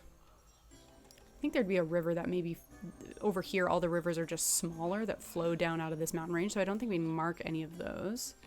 I like the idea of there being a large river that flows up maybe this way. So maybe that starts over here. Yeah, let's have it start like over here. It's going to wind its way up through these mountains. Which this is not an exact compared to the size of it. But let's say it goes this way.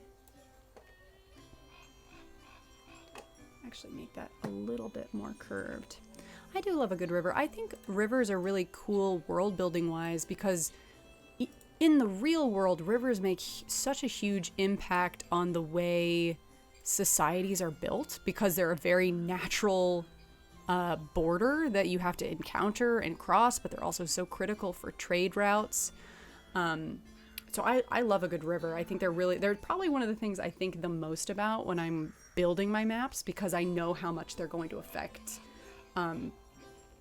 everything else after that. Okay, so now we've got this. I feel like maybe there's a river. I feel like all the rivers are kind of flowing naturally this way, as if it's like a sweeping bowl to that side. So let's go ahead and maybe... I like the idea maybe this river flows from this main volcano or from near it, or any waterfalls in the future? Oh, yes, absolutely there would be waterfalls. We might not mark them on this map because that'd be a little bit close given the scale of the map we're working with, but there would certainly be some like really incredible waterfalls, especially up in this mountain range. I bet there's like it'd be cool if there was a waterfall on that massive overlarge volcano that's so huge you can see it from space, and there'd be like there'd probably be so many resort towns, and like there's probably a whole city on that volcano. I imagine that's like one of the seats of power. I like the idea of maybe there's a river that flows down through this guy, around this end. Don't need to do that, but it flows this way, around through the foothills this way, and then we'll assume it's going underneath that part of the thing. It flows down through this immediate ridge here. You know what? Let's actually keep this one up in the mountains a little bit, because I think that makes sense. This one gets caught up in the little rivulets of the mountain range. So this one flows kind of through the mountain range this way, staying just right about there until we'll cut it down so it maybe breaks away about there. And then there's that major delta we were talking about. And I think there would be another river running this way, but it'd probably be a lot smaller because, you know, it's a smaller series of mountains. They're not collecting as much ice. So I would say maybe this side, it actually does flow the other way. So maybe this little portion here is verdant green, possible for farming, and that's maybe where the desert region has to concentrate a lot of its efforts. So let's say maybe this one goes from here. It just flows along the bottom of this water line there, and then out. We want those kind of unnatural looking curves because that is going to create a more natural look, because rivers wouldn't be perfectly flat and circular. So that's why we're keeping that shape. So let's see, let's zoom out a little bit. I like those couple rivers. Again, these are just our Nile rivers. There would obviously be a lot more rivers on this map in general as you zoom in, but in terms of the macro high level stuff, this is probably all you'd want to be looking at. Let's go ahead and add a couple on here though. We can also, with our river tool, we're also going to be using this to make our lakes. So that's something else we're going to have to do real quick. Let's say that this is our major mountain here. So maybe here we're got our rivers flowing down this way. I like the idea of it maybe flows this way and then around. And then let's have this one flow that way. Those are our two major rivers there. And we don't have to overthink it. If you like the shape of it, just go for it. Let's go ahead and add that one going that way. Nice. And then this one I don't think is going to have one because it doesn't have any major mountains. So it's probably not going to have too many rivers. One thing we did not think about is where we want to add some lakes. Lakes.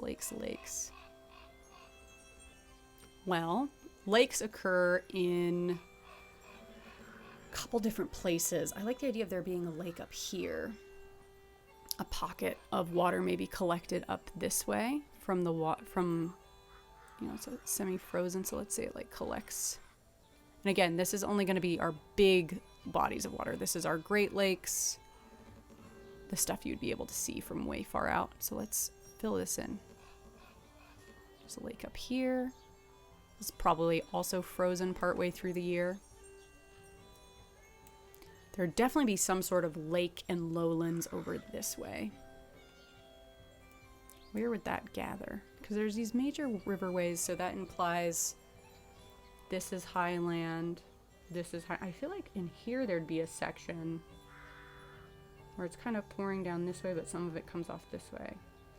So let's take our little trick of doing, sorry I was covering, that was probably not helpful for me to cover my mouth while on microphone. But let's take our little water drippy trick. Ah, yes. Love that. Yeah, look at those. Look at those little lakes. Okay, we'll combine and make those look a little bit more natural. Let's put one up there as well.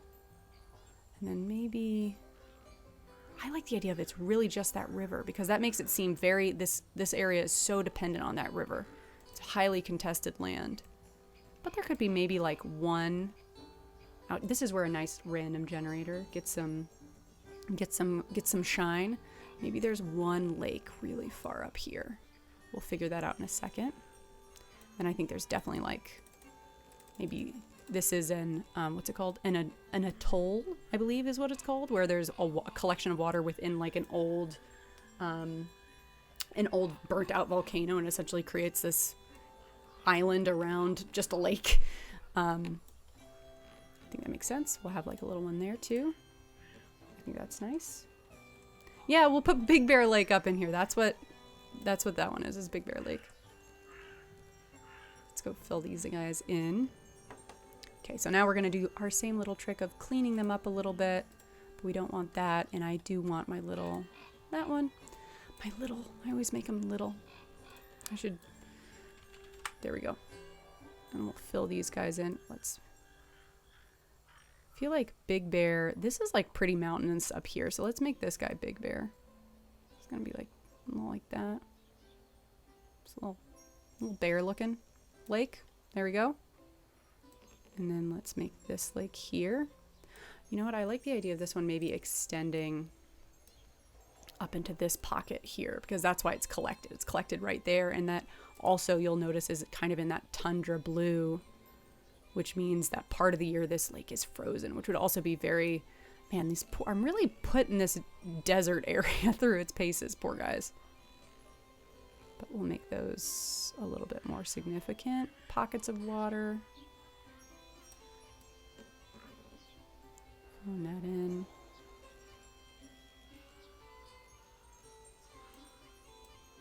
I feel like this would be like a very important area culturally.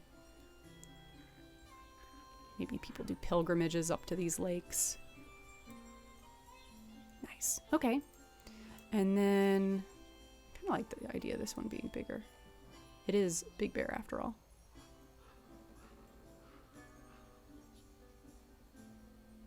Filling that guy in.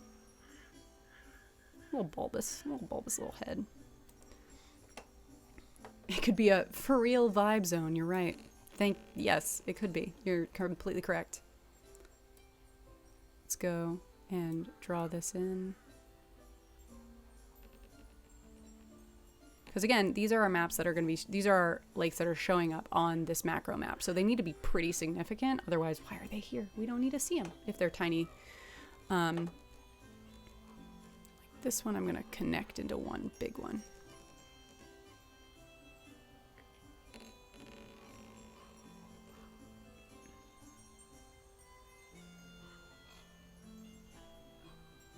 I'm going to make this tool a little bit bigger. Thanks for joining us, Levi. Have a great rest of your evening. We're going to keep on trucking on this little island archipelago. Nice. Filling that in. And let's do that one right there.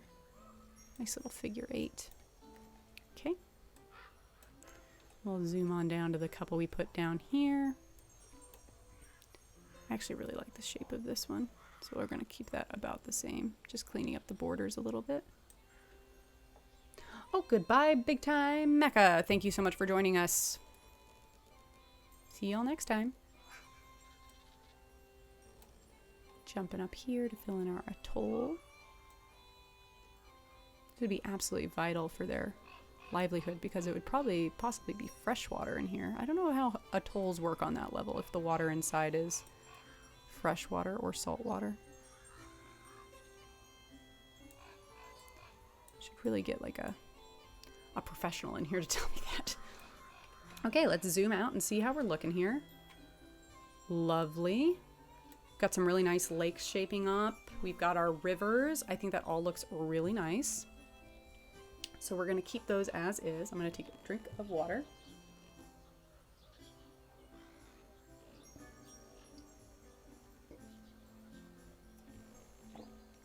Okay, so we've got our rivers and our lakes, and now we got to add on our forests.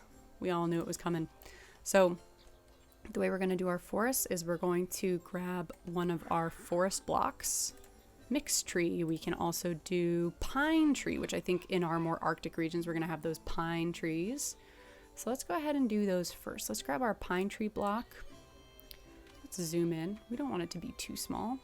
I think that's a good size, really, actually, right there. Uh-oh. Let's go ahead and start placing these in. I think they're going to be up around here in the more northern climes and then up around the mountains. Why is the opacity so low? We'll figure it out. I think that's just a setting so they look a little bit better on the macro map. We'll figure that out. We'll fill this in, and remember we can go through and erase these, so we want to overfill and then we're going to remove them as we don't need them. So I'm going to fill in here, fill in all that in, coming down this way. Because I imagine all of this area here is going to be those pine, dense pine, and maybe that's going to stop at that river. So we'll put that right there. I think we're going to remove some of that. Where else do we want some pine? Honestly, I quite like that as it is. I like that some of it extends up that way. There'd maybe be a little bit around here. So I'll drop some of that in there. Just on that northern area of the forest. Or of the desert. I think these ones would certainly be... I feel like all these would be too tropical. So maybe back down here it's just going to be like mixed plants and then forests. So let's go ahead and just go through and get some of these, get rid of some of these. Because we want to clear them away before we add on other stuff. Oop, that's not where I wanted to remove that. Let's go through here and make that a little bit smaller.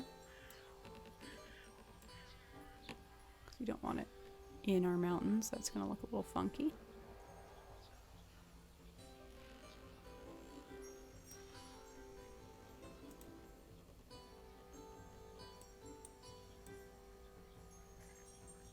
That's nice.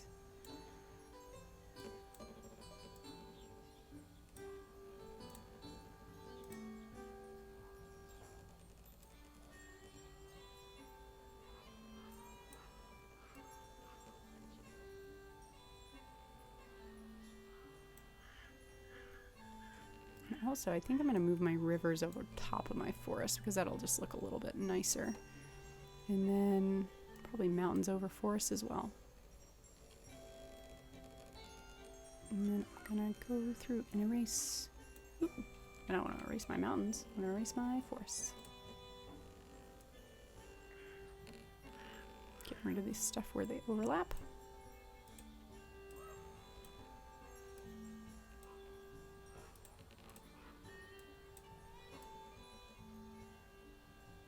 There we go.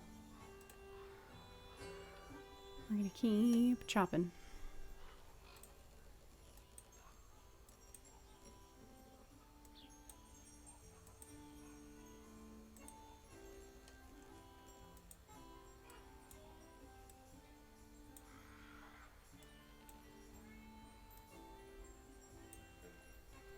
And it doesn't need to be exact. Obviously, these forests might extend up into the mountain ranges slightly more than it shows here. We're just doing it for clarity. And also just the look. We don't want these mountains overlapping strangely with the forest. It'll just look a little weird. Shrink that down a little bit more.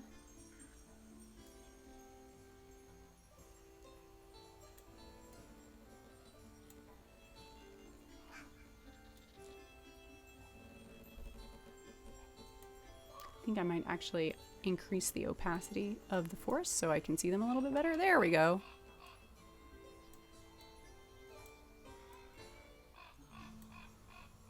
It's easier to see where they're overlapping our mountains. And get rid of them.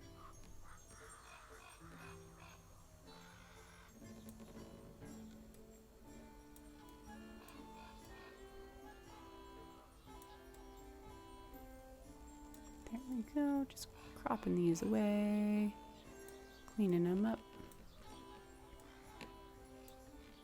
Also want to get rid of these ones that are strangely intersecting. Also, I don't think we want them quite this far north, since it doesn't make sense. But I do like their idea of there being like a mountain pass here. That there's like a forest that passes through up to this northern area, but not all the way up to the shore.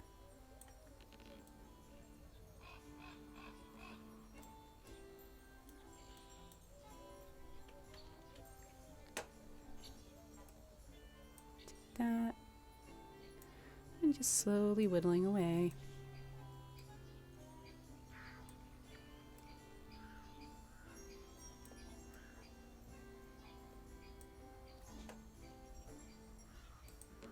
And we can also show that it's kind of implying that mountain is behind it, so it's okay if we leave that one there.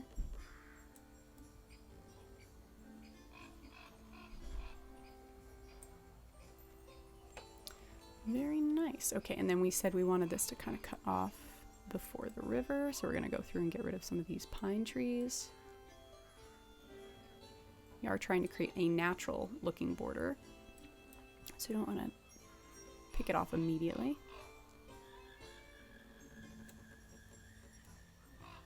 There we go. We'll come down here. I like the idea of it crossing this river, actually. I think that makes sense. We'll get rid of these guys.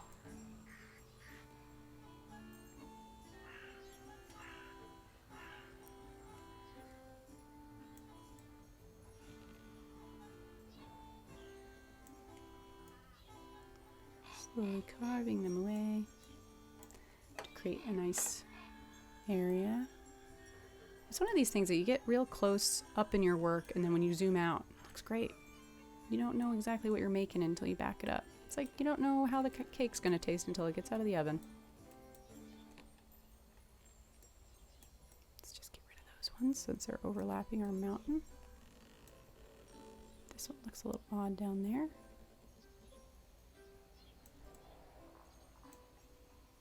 And maybe these shouldn't come so far south. Kind of like them, but not all the way.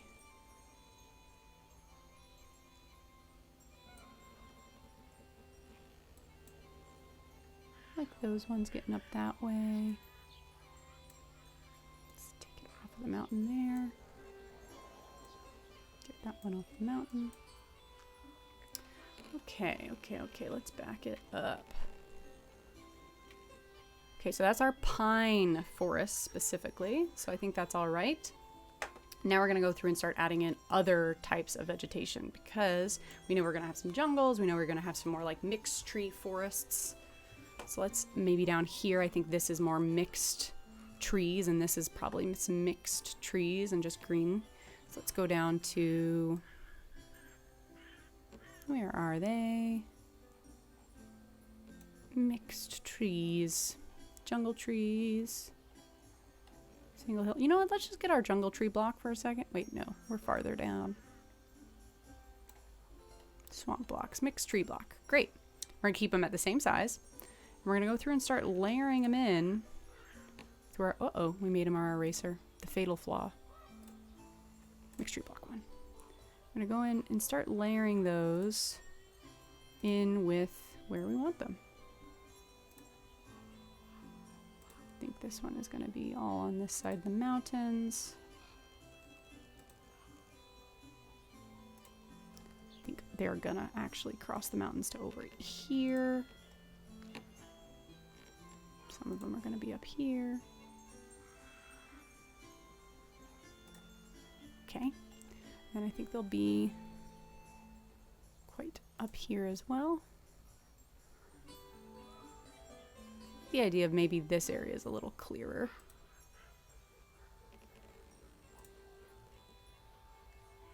We can just kind of add these in randomly too, and then we'll carve away until we like the shape we get. So I like that.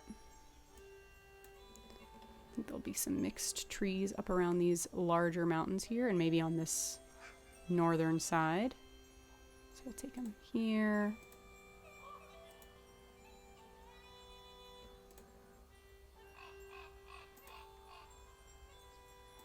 We'll go through and carve those out in a minute. I think this one is definitely all mixed trees because it's, you know, a slightly farther north. And then let's go down here. Over here we're gonna, I think it makes sense to kind of keep all these trees on the northern side. And then on the southern side it's more of a jungle. And okay, those, then we're gonna go through and erase the ones we don't like of these. We gotta change the shape of our brush again. Still on the eraser though. Okay. Zoom on in. Let's get over here. I think I saw someone make a donation or subscription. Thank you so much for doing that. I apologize if I didn't see who it was, but thank you so much. If that actually happened, if that didn't happen, I retract my gratitude. I'm kidding. Let's go ahead and fill these in. I like the idea of this forest coming right up to this huge river here. I love the idea of like there being an enormous forest on the other side of that great lake they've got there. I actually quite like the shape of this. I might carve this in a little bit more so it looks less like a block of trees. I kind of like the way it pinches here, creating almost like a little alcove in the trees. And I want to get rid of these ones so it curves in a little bit. Because really all these little refinements we're doing, it's just us going through and trying to hide the fact we were using block tools. We're just trying to make it look more natural, like it wasn't something we just slapped on there by carving away key elements of it.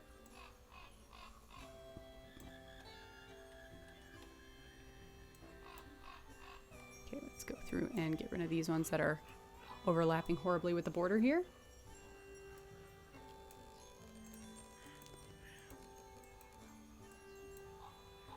Nothing too bad here. That's fine. And again, we're going to be pretty zoomed out, so it doesn't make too much of a difference. And then these guys, the menace is overlapping with our mountains. Okay, so we don't want pretty much any of that, because that's all going to be overlapping, looking nasty.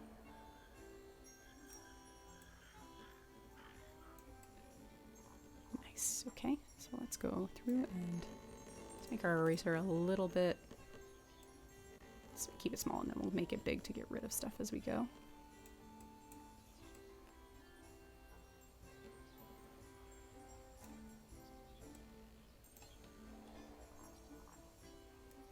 Sometimes when I use these shapes, like if I hadn't used this rock that was solid, sometimes I'll use a shape that already has some weird pockets and holes in it, and that's where I determine where my lakes are. Because it'll already have these weird little things that, you know, color blue instead of the color of the land, and then that's I just leave them blank and let that be where the little pockets of water are. Go ahead and fill in that in, easing on down our mountain range. This tree looks a little funky. I'm going to get rid of it. I think he just got too layered up between the different ones. And clearing off our range.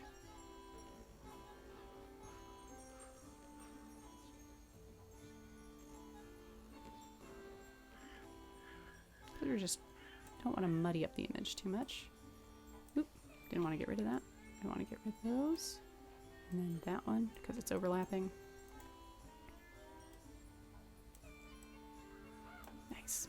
Okay, now I want to go through and make my eraser a little bit bigger so it's easier to get rid of these. Goodbye, trees. Cleaning up these little blips and blops. Okay, let's go back over to our islands. Zoom on down.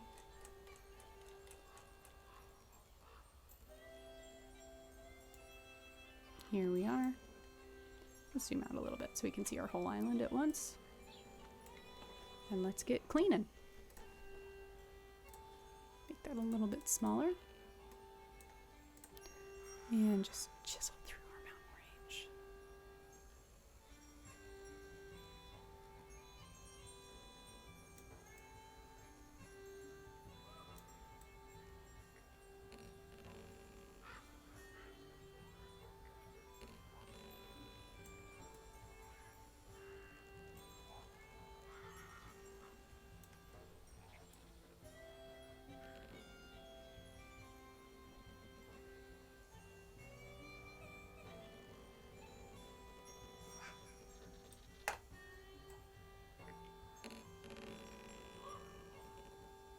There we go. And now let's make it a little bigger to quickly get rid of these extra bits. Goodbye.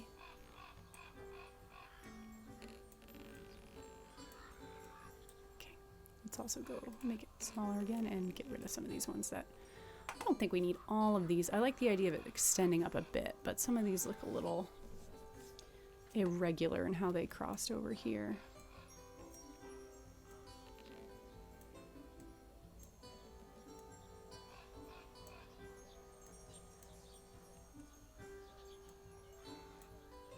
Let's see that.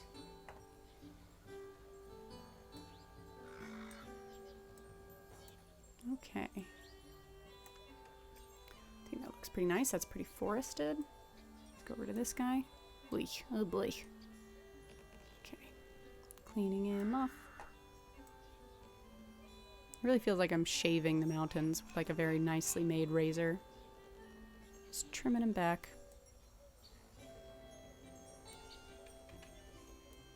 Too much of a trim. Thank goodness for the undo tool. There we are. Goodbye. Goodbye. Okay.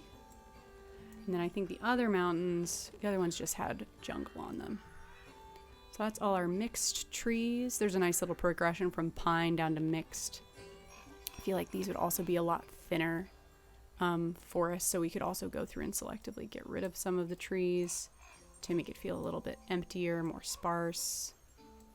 Get rid of some of those pine trees.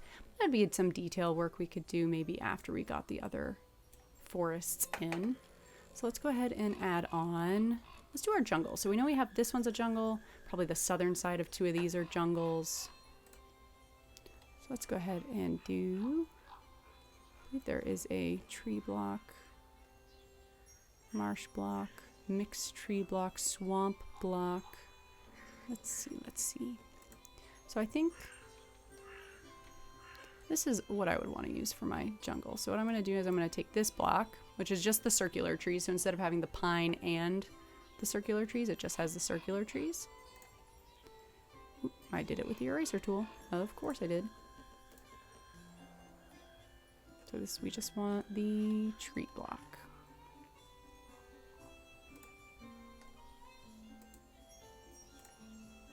Okay, we're going to take that. We're going to go like this. Fill it in around to make it feel more jungleless.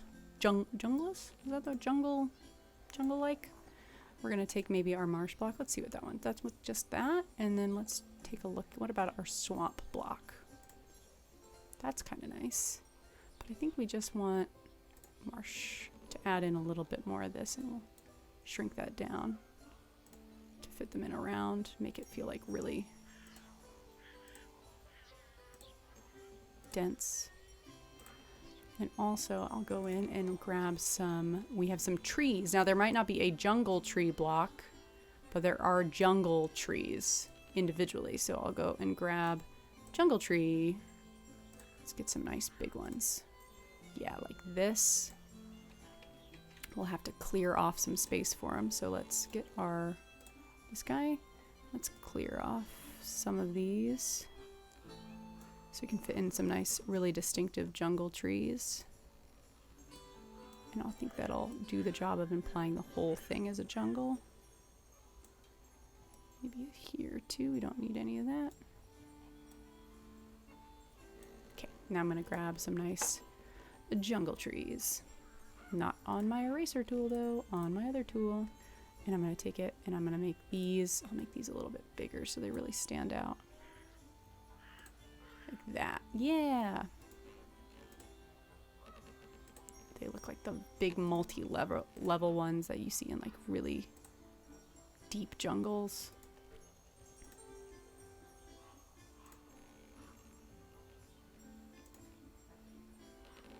Maybe that's doing something. Looks like a dense jungle to me. It doesn't look like just little shrubs around, and then we'll go through and clean off our mountains like we usually do.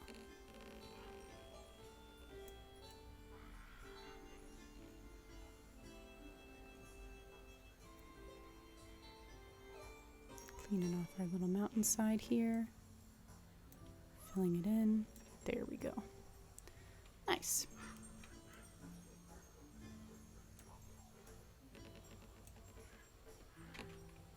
This one's overlapping with our water a little close because we want that to kind of pop a little bit. And then these ones are overlapping with our coast a little bit too much too. Just makes them look a little sad down there. Get rid of those. And that one. Nice. And then we'll go through and add some more of those. So we'll go through and do that jungle effect in a couple other places. Just on these ones really. maybe we go with our jungle trees first. So let's just add our jungle trees in, not on our eraser tool. Let's make them, I like them that size. So we'll just do big old jungle trees and we'll just scatter those. And then we'll go with our marsh block.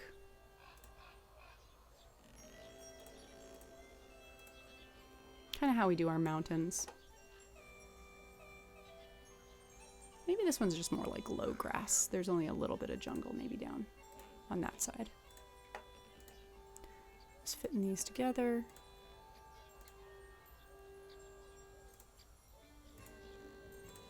Slightly slower way to make a forest, but it certainly works to do it this way. Did I already grab this one? I think I already grabbed that one. These multi-layer canopy trees.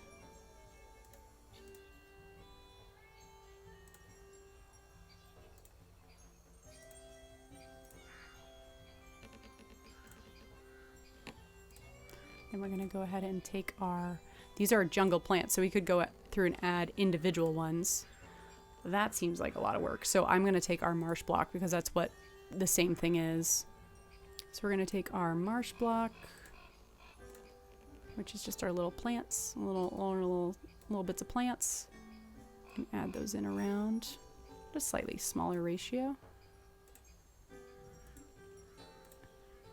Make it feel a little bit more full.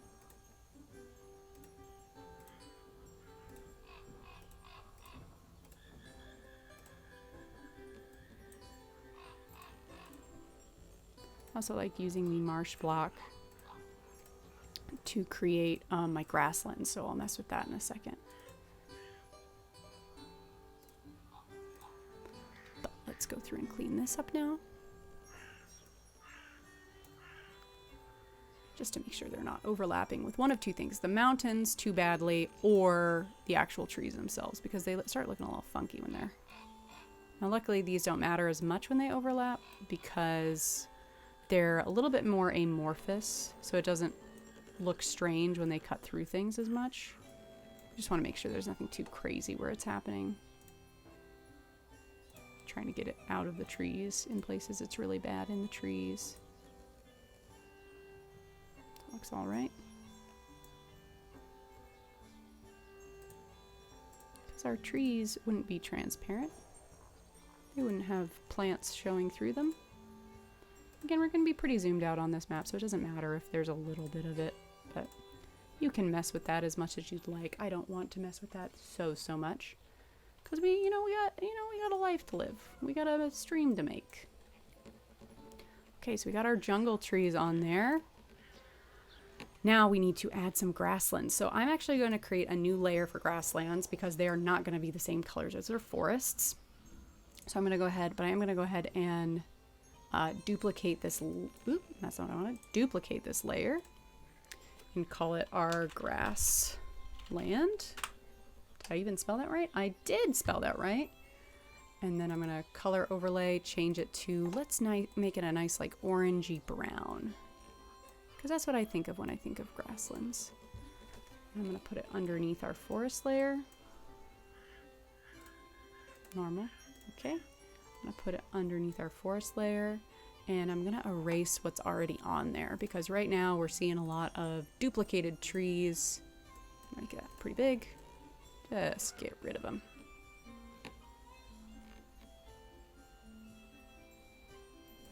Can't really see what I'm doing right now, but I'm making sure I don't have any weird duplicates. Okay, now this one's pretty easy. We're just going to go through and grab another marsh block. And we're going to go through, actually, nope, marsh block, swamp tree, we want marsh. There we go. And we're going to fill in our grasslands. So let me adjust real quick. Oof. Stretch it out.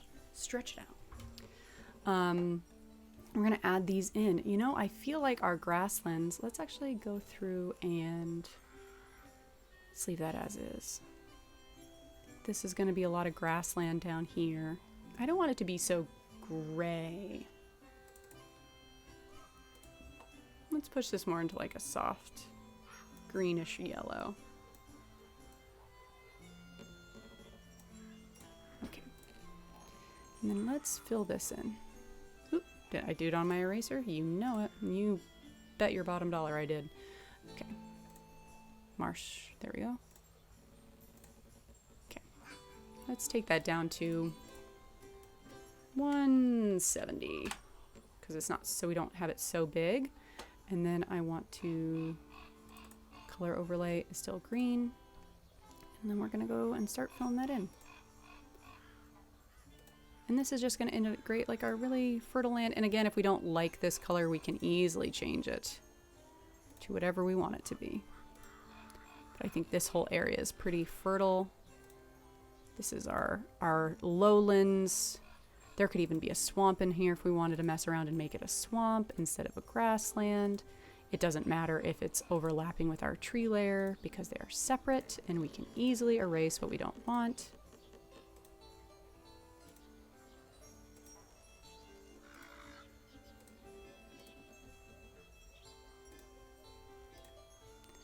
And maybe that comes over a little bit, but not all the way. I think down here there would definitely be some grassland because this is the fertile region. The only area they have decent growing plants because of that main river. I don't really want to put one. I guess we can put some on this guy. I can't even really see him on here. Oh, he's very close to the color. That's all right. That layer is not going to be there. It'll be a little magic trick when we reveal it later. Okay, so we'll do that. And then back over here. And let's erase our egregious stuff. And then we are going to there we go. Let's just broad strokes get rid of this. Well, that's a little too broad. A little too small. How about right at 100? Nothing like a perfect 100 size brush. And again, we don't have to be as picky about the grass because it doesn't look as weird when it's slightly cut off because it's just grass. Do you like the idea of this staying pretty close to that river?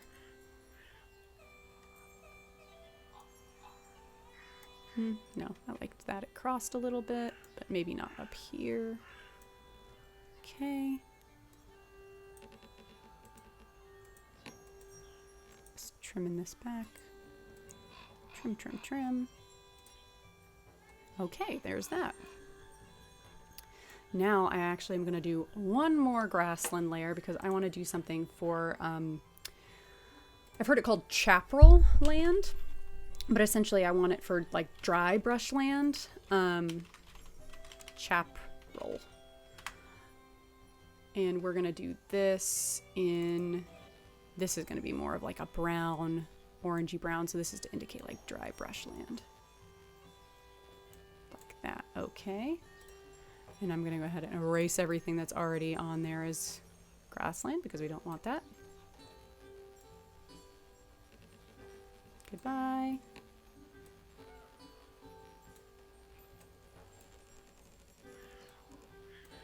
And zoom on over to here where we also have some. There we go. And I think there's going to be a little bit of this, maybe an area that has some dry brush here that's up around the base of these mountains because maybe they get a little bit of runoff in the good season. So, but most of the time it's going to be dry brushland. So we're going to take the exact same tool. It's going to still be that marsh block. Let's just use a different one at 100.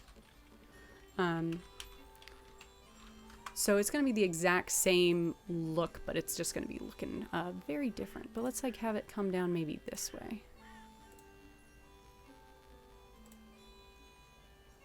Up through here.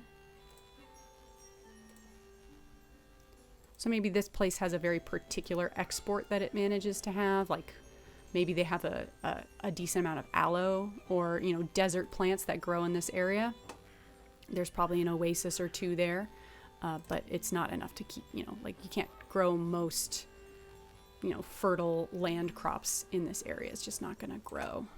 And then we'll shape this up so it looks a little less blocky for us with our handy dandy eraser tool. A slightly smaller size. Up into those foothills. But too much into those foothills. We want to keep the foothills, want to keep the grasslands at a arm's length emotionally,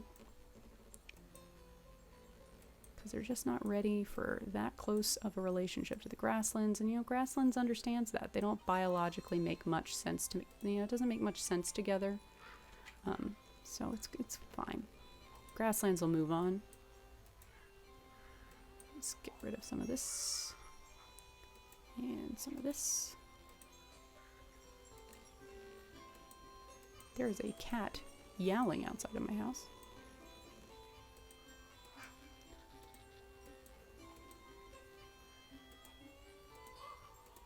Take that in a little bit there.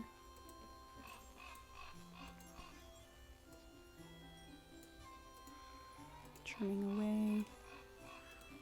Hiding the fact we used a stamp.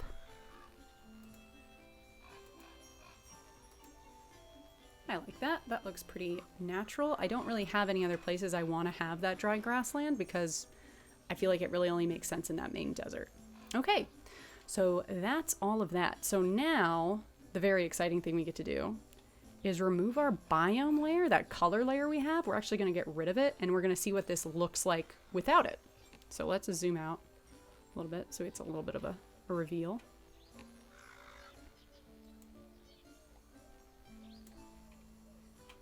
Let's see what happens when we turn this off. 1, 2, 3. Hey. So we can also leave that biome layer on and adjust it. But essentially, you don't necessarily need it because you've already created the look of this land. So it's just a different look. You can also leave the bio layer on and then lower the opacity. Did I lower the layer of my chaparral to 30? Yes, I did. Let's go down to my biomes. Cancel. And let's lower that opacity.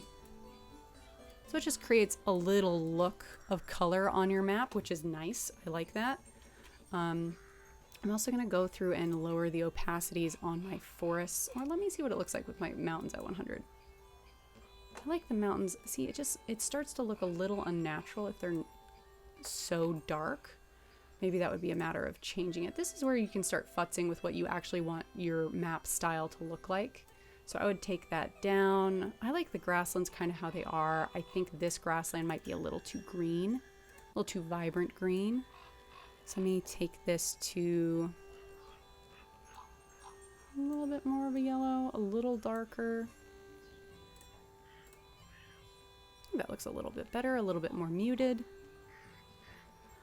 Then we could also go through and adjust the biome colors.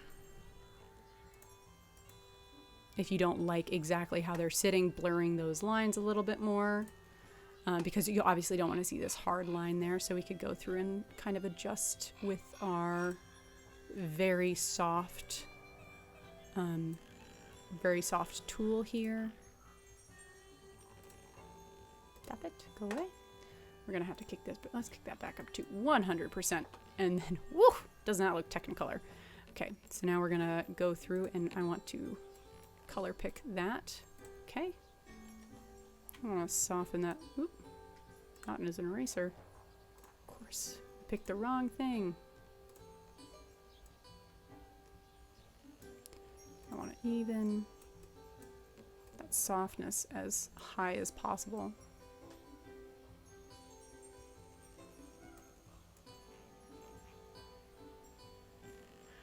And just kind of filling it in a little bit more naturally. To that curvature of the mountains. And then let's go through and let's do the same thing with that green. Color pick that green. Oop.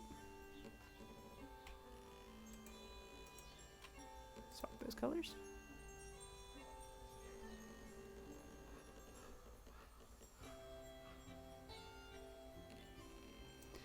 This green is going to extend any of these forests, so we can just go through and fill those all in.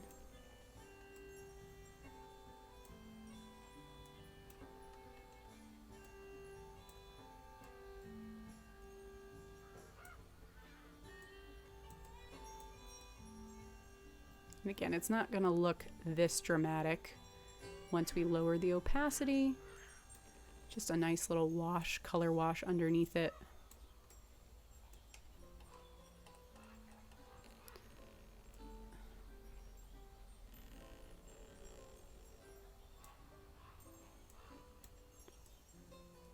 These side of the mountains.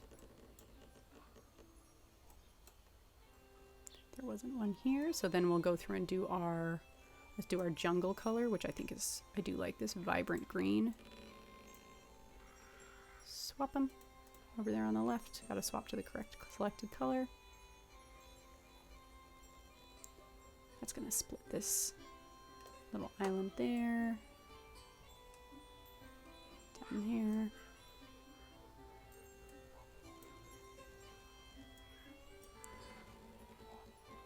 Actually get an eraser for this one. Nope, eraser. Our softest and slightly larger, because we can also get rid of color in some places where there isn't like a strong geological shape.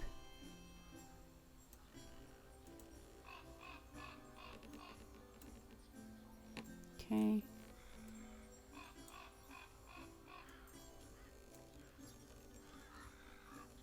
Oh, I need to fill this in still with more desert. All that needs to be desert. Let's go ahead and get this nice green from up here for those grasslands.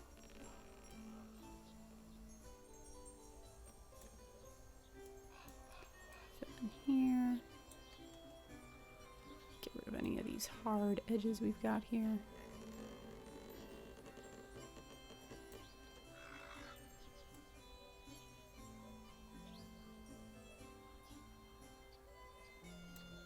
Nice.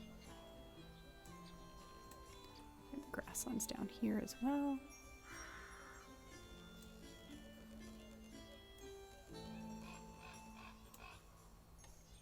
Okay, and then this right here was actually that darker green because it's that forest coming up to there.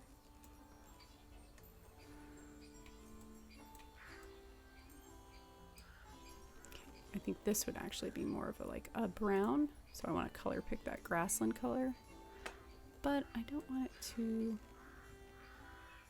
be too strong, so we're gonna go through this and then weaken it a little bit. I'm gonna go grab that yellow. It's just painting, that's all this is, we're just painting. Oop. Layering in, very basic painting, but it's painting. So it's more matched up with the line of that grassland. Okay. I feel like this is going to be erased here.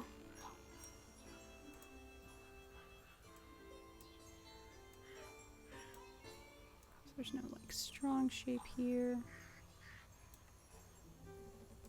Also up here.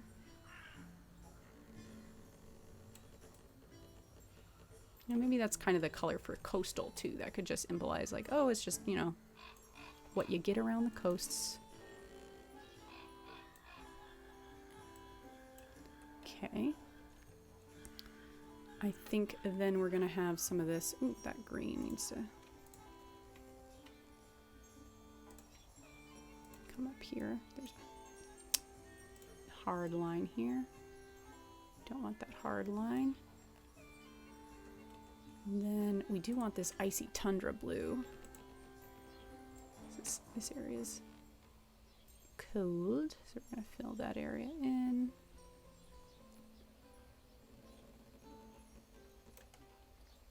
This purples. That snow is kind of that blue there is kind of implying those like maybe snow-capped mountains.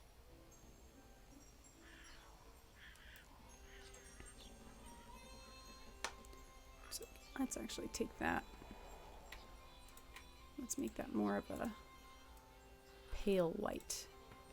I'm gonna shrink that down. I think it doesn't make sense as much. Otherwise, Just kind of tracing along the top of these mountains here. Just the taller ones.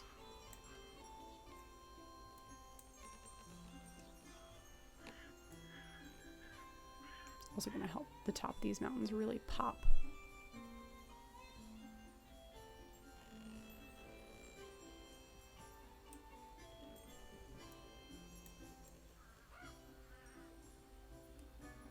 Filling that in. It does look a little bit like a Technicolor mess right now, but once you adjust those settings, it sorts itself out.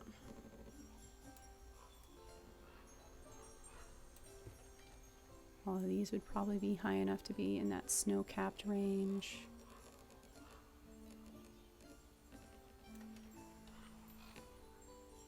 Come down here.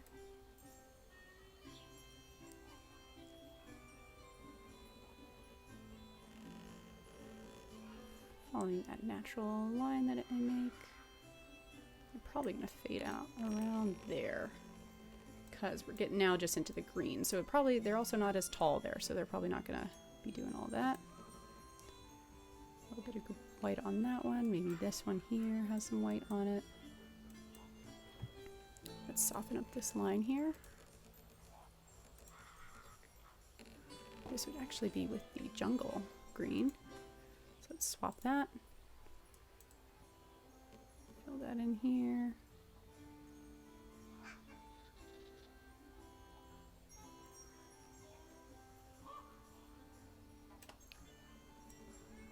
Yeah, okay, let's zoom out and see how this is looking. Okay. And then we're gonna drop our opacity on that. Let's drop it down to 60. Still too strong, we'll take it down to 30. That looks nice. I think we can even go lower, because we really just want a whisper of it. We want a whisper of that color. Oh, thank you for the color wash. Yeah, it looks really nice because you can mess with it. It helps imply this idea of it's cold to the north. Thank you for joining us, by the way. Yeah, so I like that. I think that's a nice little look there. We've got our natural formations. Let me go ahead and deselect, because we no longer are working with select, deselect. We don't need that shimmery border around us anymore, making sure we're not marking anywhere we don't want to mark. I'm going to take that hurricane off. It's a fun shape, though. We could put it, maybe there's a hurricane over there that frequently is in that area. Let's go ahead and, we don't have too much time left this evening, so what I'm going to go ahead and do is drop on some of our basic cartography. So we have some nice symbols here, so we'll put our north, probably don't need that quite as big as it is. So we'll shrink that down, put that on our map. We don't have an equator line, but we can mess with that later. I think we'll probably return to this map on another day, but essentially what these are is you can draw whatever lines you would like to. I will often take from the nice, these dash brushes that Star Raven has made for us, and I'll make them a nice, go ahead and shift key so I draw it perfectly straight. And you can draw in an equator line and move that around. You can color overlay it with whatever you want. This right now is drawing in bright, vibrant green. So let's say the equator line, if that's the north, it'd be way down here. We'll put it right there. And we'll move this one up over it. We could start messing with borders, but again, those borders are going to be dependent on where the countries sit, but I would imagine there'd be maybe one here. So let's start just messing with some borders. Let's say like there's a one that is going to kind of covers, this region north of the mountains. So they're going to, I don't want to take that line. I don't want to move my mountains around. Let's go ahead and actually lock all of our natural landmarks so we're not accidentally grabbing them anymore. Take this, go back up to our borders, which that's just something that's from another campaign, what that is.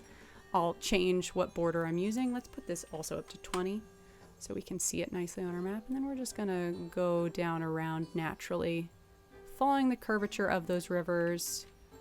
I imagine they'd probably mark their border outside the river. I'm imagining this northern nation has probably a little bit more control of things. They've got the resource wealth to back it up, I'd imagine. You know, I've created a world of conflict, and that's not necessarily a positive thing, but I do imagine it naturally writes a story for me. Earthquake! Oh no, yes, I moved.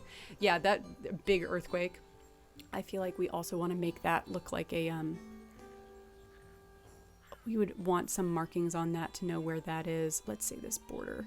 You know what, they go up to this river, yeah. I think they follow the line of that river into the no man's land, but maybe right about there they've got like a hard home, northern post type thing, and then they come back in by that river, that pass,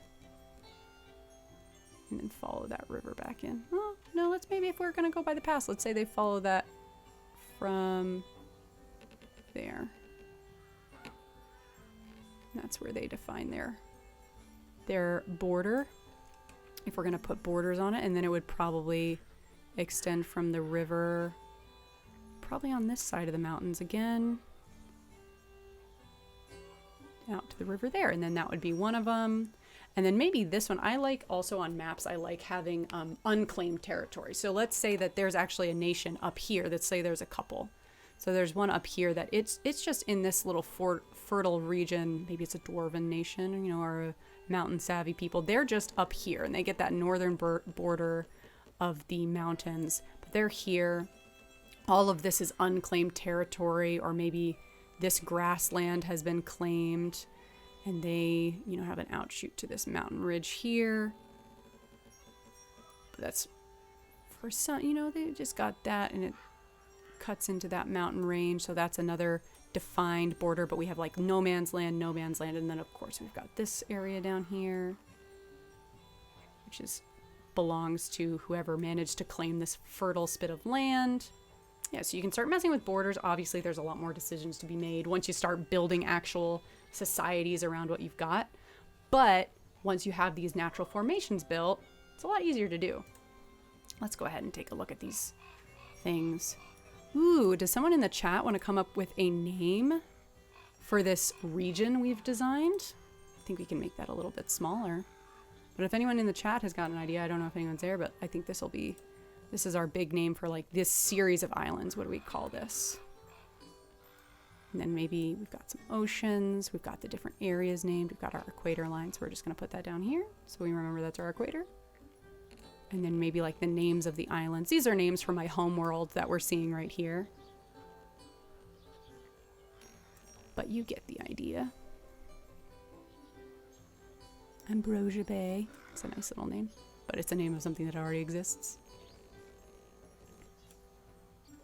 So we'll just plop those in for now. So we have them. Of course, if we were actually getting this thing fully designed, we'd make a lot of choices about what all these things are. There would obviously be a big old label for this, for our fancy mountain. Let's go ahead and duplicate this. Let's call this Volcano. And we'll put this one right here.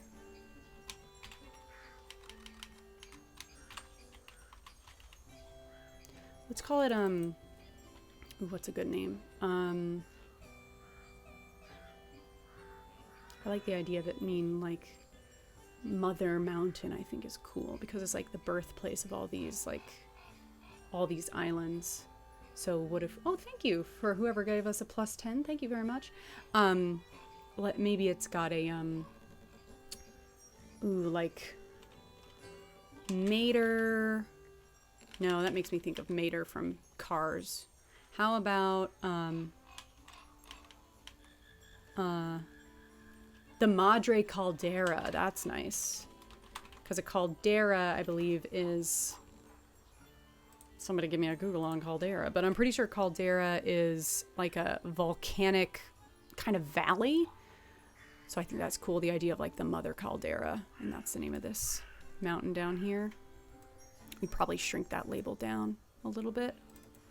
There'd probably be like really cool sulfurous runoff from here, making the land around it very fertile. If you're, one quick trick you can see with your labels, if you're struggling to see them, you can add an outer glow on them, which will make them pop a little bit more. And that's something I usually end up doing. You can see that helps a little bit. Yeah, so we could go around and name all these things. This is what I use for the sulphurous. I'm definitely not spelling that right, but let's say sulphurous. That's like the capital of this country because it's all covered in like the sulphurous lands, right? And that's where all the nutrients is coming from. And let's say that one. Do we want it at the crook of that river? I really like this spot right here for it. You know what? We'll put one here, and then we'll duplicate that, and we'll call that, what do we want to call this city? Let's call this other second major city that's at the river delta. We'll call it Twixt. I don't want to call it Twixt Brook. That's silly. That's too obvious. You know what? Sometimes obvious is good. Twixt Brook. And we're going to put Twixt Brook down here. And that's going to be the name of this major city. Whoop. You don't want to grab our biomes. Don't grab your biomes. We're going to put that label down here. And then we're going to go ahead and just so you guys can see this little effect here. We're going to go to our city icons and we're going to grab one of our lovely city brushes. Sharp hills, group of hills. That's not it. Where is it? Towns. Okay. So let's get one of these nice big old towns. Ooh, I like that. It's like kind of imposing looking. We're going to plop that right there. So now we've got that area marked with a big icon. And let's do Twixbrook. Yeah, maybe Twixbrook is a little bit more of like a rolling. That one looks nice. Let's make it a little bit bigger. This is a big trade town right there. And then we can keep going and we could plop more of those in wherever we wanted more cities and we could label them. But yeah, that's how we do this. Let's go ahead and let's give this little place a, let's call this big island. I think these people are on the nose. And then we'll call this one, something, I like claw. Well, yeah, let's leave it with an X. Maybe they're Cajun down in Claw. And then each of those would have a name. And let's call this, I like Archipelago. Pelago. And maybe instead of Arche, we call it something else. Let's call it, Iwo Jima is Sulphur Island in Japanese. Oh, that's cool. That makes sense. I wonder which part of it means island and which part of it means Sima. It means island. So let's call it, how about Jima Pelago? I like that. That either means island Pelago, which I don't know what Pelago means. But Jima Pelago, I think, is a cool idea. It's like this region, this series of like enormous islands comes together into this huge archipelago. We'll call this something like the Smoking Ocean. Why not? Which we could go through and name a lot more things on this map, obviously, if we were going to use it. But labeling is a whole bunch of stuff. Ooh, Volcano Islands. Thank you very much. And then let's change this to I wonder, pipe. Nah, maybe I'm not gonna name them. Well, I want to name a river. I'll call this one, well, it's flowing from the cold to the bay. Maybe we call it something along those lines. Cold to hot. Makes me think of like a thermostat. Let me call it Therma River. Why not? Why overthink it right now? We're not publishing this. We're making this for fun. So we take Therma River, and I might make that a little bit smaller or a little bit bigger, but one thing I am going to do, because it's on a river and I want it to feel like it's a part of that landscape, I'm going to take this and I'm going to arc it, which you can choose whichever of these fits the shape of your river best. I like just choosing a little basic arc, and then you can bend it to fit the arc of your river a little bit better. There you go. And then we can just plop it right there. There we go. Look at that. Now we got a couple labels on there. Now we didn't label everything, but we did a decent amount of labeling here. And now we have the lovely Gemapalago, which is this huge series of volcanic islands over large. I mean, we've got a volcano the size of several hundred square miles. That's huge. I assume that's pretty big for a volcano. The idea of that being like a source of power, I imagine there's definitely like some I feel like maybe Sulphurus would be like right on top of that mountain in the caldera itself, and it's maybe got hot baths and all this really cool like arcanotech for keeping people cool, and maybe it's like a direct rift down to the plane of fire if your world has a plane of fire, or maybe it's a direct rift to one of the fire hells or something. I don't know. Yeah, I think this is a good map. We went on a nice little journey today. We built this whole fantastic, cool island together. And this island, it's pretty big. Like, you could probably do a whole campaign in this string of islands just in terms of the landmass you're working with. Because as we said, it takes, not accounting for mountains, not accounting for difficult terrain, it would take 50 days for your players to walk from the tip of one side of Big Island all the way down to the other tip. That's a long time. So if you're thinking about your players spending time, if you're thinking about the fact that major cities are probably not going to be too eggy, yes, it'd be a lot of eggy smelling people. That would probably be like a nickname that one of the rival cities would call them. They'd call them like the egg pits or something, because they all smell like sulfur all the time. You can always, there'd be old myths and people from around who's like, ugh, you can always tell one of those from Sulphurus. Like, you can always smell them a mile away. Just little cultural tidbits building up from that. And that all just started from the geography. I like that. I think it's cool. So I think that's where we're going to leave Gemapalago for today. Thank you guys all for joining us. I hope you had a good time. Let's step our way back in, if we can step our way back in. I don't think, where are we at? Let's step back let's come back out of this natural setting. Let's make our way back to the cartographer's shop, the safety of the Maven's cartographer's shop, to say goodbye for this evening. Thank you guys so much for joining us. I hope you enjoyed seeing this map built from the bottom up. Maybe it helped you learn something. I don't know. Maybe it didn't. Maybe it just was a fun time to hang out. But thank you guys so much for spending time here. I think this would be a fun little one-shot location. Yeah, I think this was a great time. Again, don't forget to follow Talking XP on Twitch. You can also find him on Twitter, also at Talking XP. You can find me on Twitter at Ellen Boner on Twitter, not on Talking XP. And I'll be back here next week. Oh, thank you so much. I'm glad. I really am going for the Bob Ross of TTRPG map making streams. I really want it to be the joy of painting, but for maps. So I hope, and if anyone has any, feedback, let me know. I'm open for comments. You can DM me on Twitter. You can message me in the chat. I do watch that. And I hope to see you guys all back soon. But until then, make sure you bring a map on your travels so you don't get lost. Have a good night, everybody. Bye.